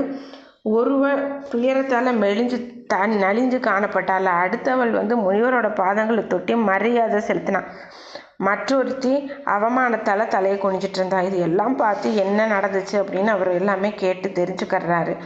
ராமர், லக்ஷ்மணர், சீதா பிராட்டியாரை தேடிட்டு பரதன் காட்டுக்குள்ளே போயிடுறாரு. அப்புறம் ராமர் தூரத்தில் பார்க்குறாரு. ஒரே புழுதி தூசியமாக வருது. யாரோ தாக்க வராங்களோ அப்படின்னு. ஆனால் மரத்துக்கு மேலே ஒரு பெரிய போர்ப்பட வருது. பயந்து போன லட்சுமணன் ராமனை கூப்பிட்டு சொல்கிறார், உடனே தீயை அணைக்கணும், சீத்தையை குகையில் மறைச்சி வைங்க, நம்மளோட ஆயுதங்கள் எல்லாம் கொண்டுட்டு வரணும், ஏன்னா ஒரு போர்ப்படை நம்ம நோக்கி வந்துட்டுருக்கு. அந்த யாரோட கொடின்னு பார்த்து சொல்லு அப்படின்னு. கோவிதார் அப்படிங்கிற ஒரு மரத்தோட சின்னம் இருக்குது. இது பரதனோட படை. நம்ம சகோதரன் நம்ம கொல்றதுக்கு வர்றாரு. தடை இல்லாமல் ராஜ்யத்தை ஆளணும் அப்படிங்கிற நோக்கம் இருந்தாலும் படை வீரர்கள் ரொம்ப ஆர்வத்தோடு நம்ம நோக்கி தேடி வர்றாங்க. நம்ம வில்லு, அம்பு எல்லாத்தையும் எடுத்துகிட்டு சண்டைக்கு ஏற்பாடு செய்வோன்னு ரெடி ஆயிடுறாங்க. லக்ஷ்மணனை அமைதிப்படுத்த ராமர் என்னைய பார்க்க ஆர்வம் இருக்கிறதுனால அவர் என் வில்லு அம்புமா வர்றாரு, பரதன் ராஜ்யத்தை எனக்கு கொடுக்க வர்றாருன்னா நான் நினைக்கிறேன். அதனால் நீ பரதனை கொல்ல விரும்புகிறது ராஜ்யத்தை அனுபவிப்பதற்கு சமம். ஆனால் ராஜ்யத்தை உனக்களிக்கிற மாதிரி பரதனுக்கு கட்டளை இடுறேன்னு சொல்கிறார். எச்சரிக்கை அடைஞ்ச லக்ஷ்மணன் வெட்கம் அடைஞ்சு தரையை நோக்கி சொல்கிறார், நம்ம தந்தை நம்மை காண வருவார் என்று நினச்சேன் ரொம்ப. ஆனால் நடந்தது வேறையாக போச்சு. புகமண்டலை வந்த திசையை பார்த்து அதை நோக்கி போகிறாங்க. கடைசியில் ராமர், லக்ஷ்மணர், சீதா பிராட்டியாரை தேடிட்டு பரதன் காட்டுக்குள்ளே போயிடுறாரு. அப்புறம் ராமர் தூரத்தில் பார்க்குறாரு. ஒரே புழுதி தூசியமாக வருது. யாரோ தாக்க வர்றாங்களோ அப்படின்னு. இல்லை, அப்புறம் பரதன் வர்றதை பார்த்துட்டு தன்னை கொல்ல வர்றானோ தாக்க வர்றானோன்னு நினச்சிட்ருக்காரு. பெரிய போர்ப்படை வருது. பயந்து போன லட்சுமணன் ராமனை கூப்பிட்டு சொல்கிறார், உடனே தீயை அணைக்கணும், சீத்தையை குகையில் மறைச்சி வைங்க, நம்மளோட ஆயுதங்கள் எல்லாம் கொண்டுட்டு வரணும், ஏன்னா ஒரு போர்ப்படை நம்ம நோக்கி வந்துட்டுருக்கு அப்படின்னு. அந்த யாரோட கொடின்னு பார்த்து சொல்லு அப்படின்னு. கோவிதார் அப்படிங்கிற ஒரு மரத்தோட சின்னம் இருக்குது அப்படின்னு. இது பரதனோட படை. நம்ம சகோதரன் நம்ம கொல்றதுக்கு வர்றாரு. தடை இல்லாமல் ராஜ்யத்தை ஆளணும் அப்படிங்கிற நோக்கம் இருந்தாலும் படை வீரர்கள் ரொம்ப ஆர்வத்தோடு நம்ம நோக்கி தேடி வர்றாங்க. வில்லு அம்பு எல்லாத்தையும் எடுத்துகிட்டு சண்டைக்கு ஏற்பாடு செய்வோன்னு ரெடி ஆயிடுறாங்க. லக்ஷ்மணனை அமைதிப்படுத்த ராமர் என்னைய பார்க்க ஆர்வம் இருக்கிறதுனால அவர் என் வில்லு அம்புமா வர்றாரு, பரதன் ராஜ்யத்தை எனக்கு கொடுக்க வர்றாருன்னா நான் நினைக்கிறேன். அதனால் நீ பரதனை கொல்ல விரும்புகிறது ராஜ்யத்தை அனுபவிப்பதற்கு சமம். ஆனால் ராஜ்யத்தை உனக்களிக்கிற மாதிரி பரதனுக்கு கட்டளை இடுறேன்னு சொல்கிறார். எச்சரிக்கை அடைஞ்ச லக்ஷ்மணன் வெட்கம் அடைஞ்சு தரையை நோக்கி சொல்கிறார், நம்ம தந்தை நம்மை காண வருவார் என்று நினச்சேன் ரொம்ப, ஆனால் நடந்தது வேறையா போச்சு. அதுக்கப்புறம் பரதன் சித்திரக்கூடத்திற்கு பக்கத்தில் ராமர் தேடுற காலை வந்த திசையை பார்த்து அதை நோக்கி போகிறாங்க.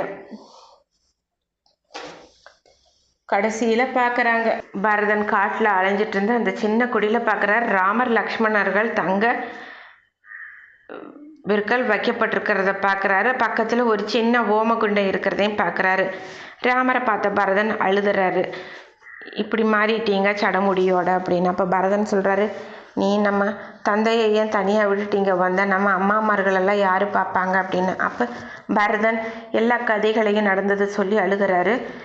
இது நீ போய் ராஜ்யத்தை நீ பாரு அவர் சொல்கிறாரு. பரதா, சரீர பலம், அதிபலம், அப்போ அறிவாற்றல், இதை நீ மூணையும் தெரிஞ்சுக்கோ முதல்ல அப்படின்னு சொல்கிறாரு. அப்புறம் அசட்டு துணிச்சல் இருக்கிறவன் அப்படி ஒரு நண்பனும், இல்லாட்டி வன்முறையை கையாளுற நண்பன், பொறாமப்படுறவன், வீண் பேச்சு பேசுகிறவன், குற்றம் இருக்கிறவன், உரிமை இல்லாத சொத்தை பறிக்கிறவன், அப்புறம் நியாயம் இல்லாதவன், இந்த மாதிரி 8 குறைகள் இருக்கிற நண்பர்களை அரசன் விளக்கணும் அப்படின்னு. அப்புறம் ஒரு சிற்றரசன், மூப்படைஞ்ச அரசன், நீண்ட காலமாக நோய் இருந்து வலுச்சண்டைக்கு போகிறவன், அப்புறம் கோழை பேராசை இருக்கிறவன், காமதூதன், அப்புறம் அற்பகுணமுடையவன், யுத்தத்தில் தோல்வியை அடைஞ்சவன், அரசாட்சி பறிக்கப்பட்டவன், வெளிநாட்டில் சுற்றுபவன், பல பகைவர்கள் இருக்கிறவன், தரித்திரத்தால் பிடிக்கப்பட்டவன், மத கோட்பாடுகளை எதிர்க்கிறவன், தன் மந்திரிகளால் வெறுக்கப்பட்டவன் அப்படின்னு மூல கோளாறு அடைஞ்சு போன ஒரு அரசன் இவங்களோட எப்பயுமே உடன்படிக்கை செய்யக்கூடாது. கற்றறிந்த மேதாவிகளோட நல்லவங்களோட தான் சேரணும். தகுந்த அமைச்சர்களோட ஆலோசித்து ஒரு காரியத்தை செய்யணும் அப்படிங்கிறாரு. அப்புறம் ஒரு சாதாரண பிணி, அதாவது ஒரு சின்ன வியாதியை ரொம்ப பெருசுப்படுத்தி பேசுகிற ஒரு சிறந்த வைத்தியனையும், தான் எஜமானனை அவமதிக்கிற பணியாளனையும், அரச பதவி அடையணும் அப்படின்னு ஆசை கொண்ட ஒரு யுத்த வீரனையும் அரசன் உடனே நீக்கிடணும். இல்லாட்டி இவங்க 3 பேருனால தான் அரசன் கொல்லப்படுவார் அப்படின்னு. பரதா, பெண்மணிகள் மதிப்போடு பாதுகாக்கப்படுறாங்களா, அவங்களுடைய கோரிக்கைகளில் கவனம் செலுத்தி அவங்கள மனநிறைவு அடைய வைக்கிறியா? நீ பெண்களை அதிகம் நம்ப மாட்டேன், அவங்கக்கிட்ட உன் தனிப்பட்ட ரகசியங்களை வெளிப்படுத்த மாட்டேன்னு நான் நம்புகிறேன் அப்படிங்கிறாரு. அப்புறம் ராமர் தன் மேலே வச்சுருக்கிற அன்பை நினச்சி பரதன் அழுகிறாரு. கடைசியில் நீ தகுந்தவர், ஆட்சிக்கு நீ தான் வரணும் அப்படின்னு விண்ணப்பம் கொடுக்குறாரு. அதுக்கு ராமர், இல்லை, நான் தகப்பனார் சொன்ன மாதிரி நான் இங்கே தான் இருப்பேன் 14 ஆண்டுகள், அதுக்கப்புறம் நான் வர்றேன் அப்படிங்கிறாரு. தன் தந்தையினுடைய அந்த செய்தி இதை பற்றி எல்லாம் கேட்டு ரொம்ப வேதனை அடைஞ்ச ராமர் ரொம்ப மனசு விட்டுறாரு. நீ எந்த காரணம் கொண்டும் தாயாரா என்னதான் ஆனாலும் அவங்க பெரியவங்க, அவங்க எது செஞ்சாலும் நல்லதுக்கு தான் இருக்கும், நிந்திக்காமல் அவங்கள எல்லாரையுமே நல்லா பார்த்துக்கணும். அப்புறம் வசிஷ்டர் 3 தாய்மார்கள் இவங்கெல்லாம் ராமரோட குடிசைக்கு வர்றாங்க. ராமரோட கோலத்தை பார்த்துட்டு ஏதாவது ஒரு தேவன் ஸ்வர்க்கத்தில் இருந்து விழுந்துருச்சோ அப்படின்னு நினைக்கிறாங்க. தன்னோட தாயை பார்த்த ராமர் ஓடி தாயோட பாதங்களை தொட்டு வணங்குறாரு. ராமரை பின்தொடர்ந்து சீதை லக்ஷ்மணன் வணங்குறாங்க. தாய்மார்கள் அவங்க முதுகில் படர்ந்த தூசி எல்லாம் துடைக்கிறாங்க. வரவேற்பு படம் முடித்தோன்னா ராமர் தன் குலகுருவோடு அமைஞ்சு சுற்றி நின்று பேசுகிறாரு. அப்போது நிறையா பேர் சொல்கிறாங்க, பரதா, இந்த உலகத்தில் சுதந்திரமாக யாருமே இருக்க முடியாது. ஞானி வாழ்க்கையோட மறுபக்கத்தை நினச்சி புலம்ப மாட்டாங்க, பயப்பட மாட்டாங்க. எல்லா மனிதர்களும் ஒரு நாள் இருப்பாங்க, முழுமையடைஞ்சு போயிடுவாங்க. இதெல்லாம் கடக்கணும், இது எல்லாமே. ஆனால் நம்ம மூதாதையர்கள் சொன்ன பாதைகளை பின்பற்றணும் அப்படின்னு சொல்கிறாங்க.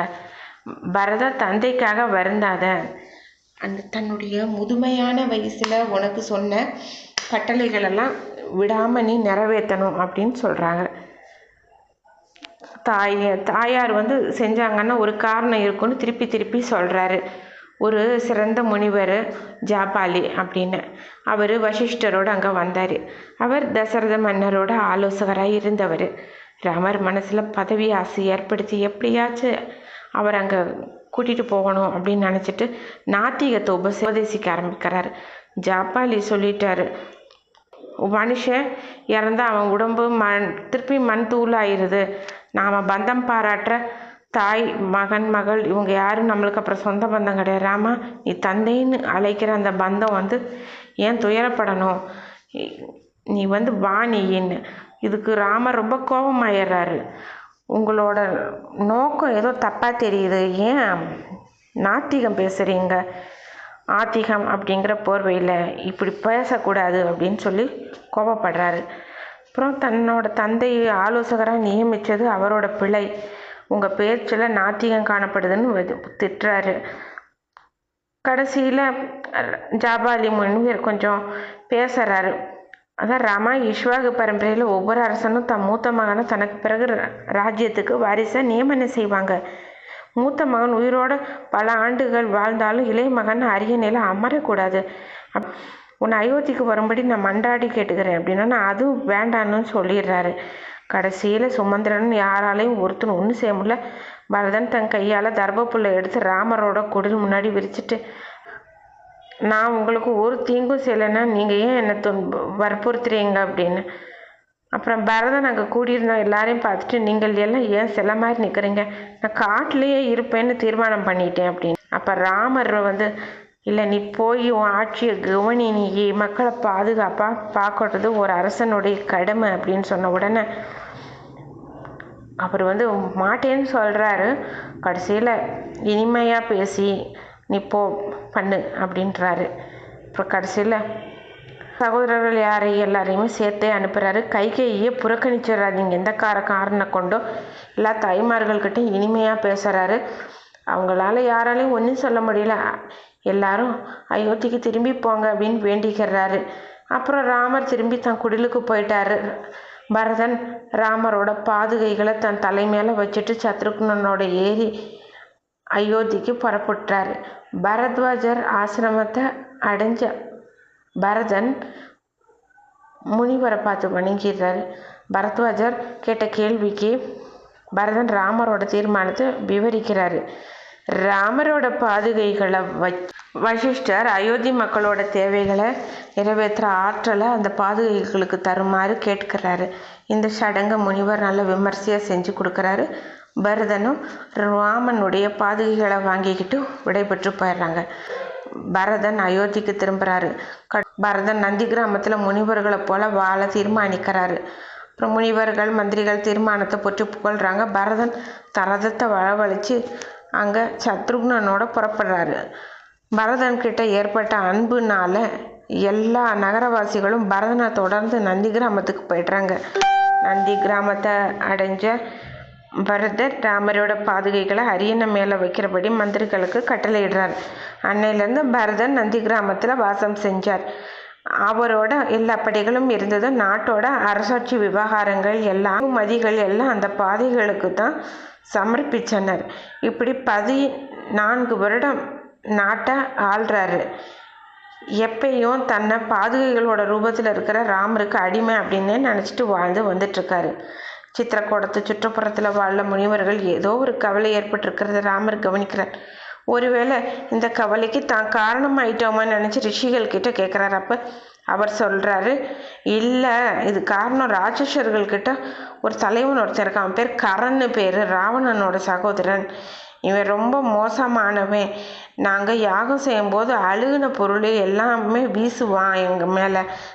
அதையெல்லாம் அவர் கேட்டுக்கிட்டு இருக்காரு. எப்பயுமே நடந்துட்டுருக்கறனால நாங்கள் வேறொரு இடத்துக்கு இடம் பெயர்ந்துடலான்னு திட்டமிட்டோம். அதுக்கு பேர் அஸ்வ முனிவரோட ஆசிரமம் இங்கேருந்து கொஞ்சம் தூரத்தில் இருக்கிறதுனால நான் என் சீடர்களோட அங்கே போய் இருக்கலான்னு நினைக்கிறேன்னு. கடைசியில் அதே மாதிரி போக தீர்மானம் ஆகுது. அத்திரி முனிவர், சீதாராமர், லக்ஷ்மணன், தன் சொந்த குழந்தைகள் மாதிரி அப்படி பிரியமாக வரவேற்கிறாரு. முனிவரோட வயது முதிர்ந்த மனைவி அனுசையா சந்திக்கிற வாய்ப்பு சீதா பிராட்டியாருக்கு கிட்டுச்சு. அனுசையை சீதைக்கு ஒரு பத்தினியானவள் எப்படி இருக்கணும்னு அப்படியே உபதேசம் பண்ணுறாங்க. சீதை கனுஷைய அன்புள்ள குழந்தை அப்படின்னு சொல்லிட்டு பல விதமாக என்னுடைய அன்புகளெல்லாம் வெளிப்படுத்துகிறாங்க. அப்போ சீதை, தாயே, உங்களை சந்தித்து உங்ககிட்ட இந்த உபதேசங்கள் நான் உங்ககிட்ட கிடைச்ச வரோம் எனக்கு அப்படின்னு அனுசூயை சீதைக்கு ஒரு வாடாத புனிதமான மாலையும் தெய்வீக உடைகள், ஆபரணங்கள், என்றைக்குமே அழகு குறையாத அழகு சாதனங்கள் எல்லாத்தையுமே கொடுக்குறாங்க. அந்த மாலை அனுசூயை சீதைக்கு அலங்காரம் செய்கிறாங்க. ராமர் சீதையோட அலங்காரத்தை பார்த்து மகிழ்கிறார். அன்னைக்கு இரவு அத்திரி முனிவருடைய ஆசிரமத்தில் தங்குறாங்க. மறுநாள் ராமன் அத்திரி முனிவர்கிட்ட தண்டகவனத்துக்கு போகிற வழியை கேட்குறாரு. முனிவர் ராமரை நோக்கி, தண்டகவனம் பயங்கரமாக தொல்லை கொடுக்குற ராட்சசர்கள் இடம்.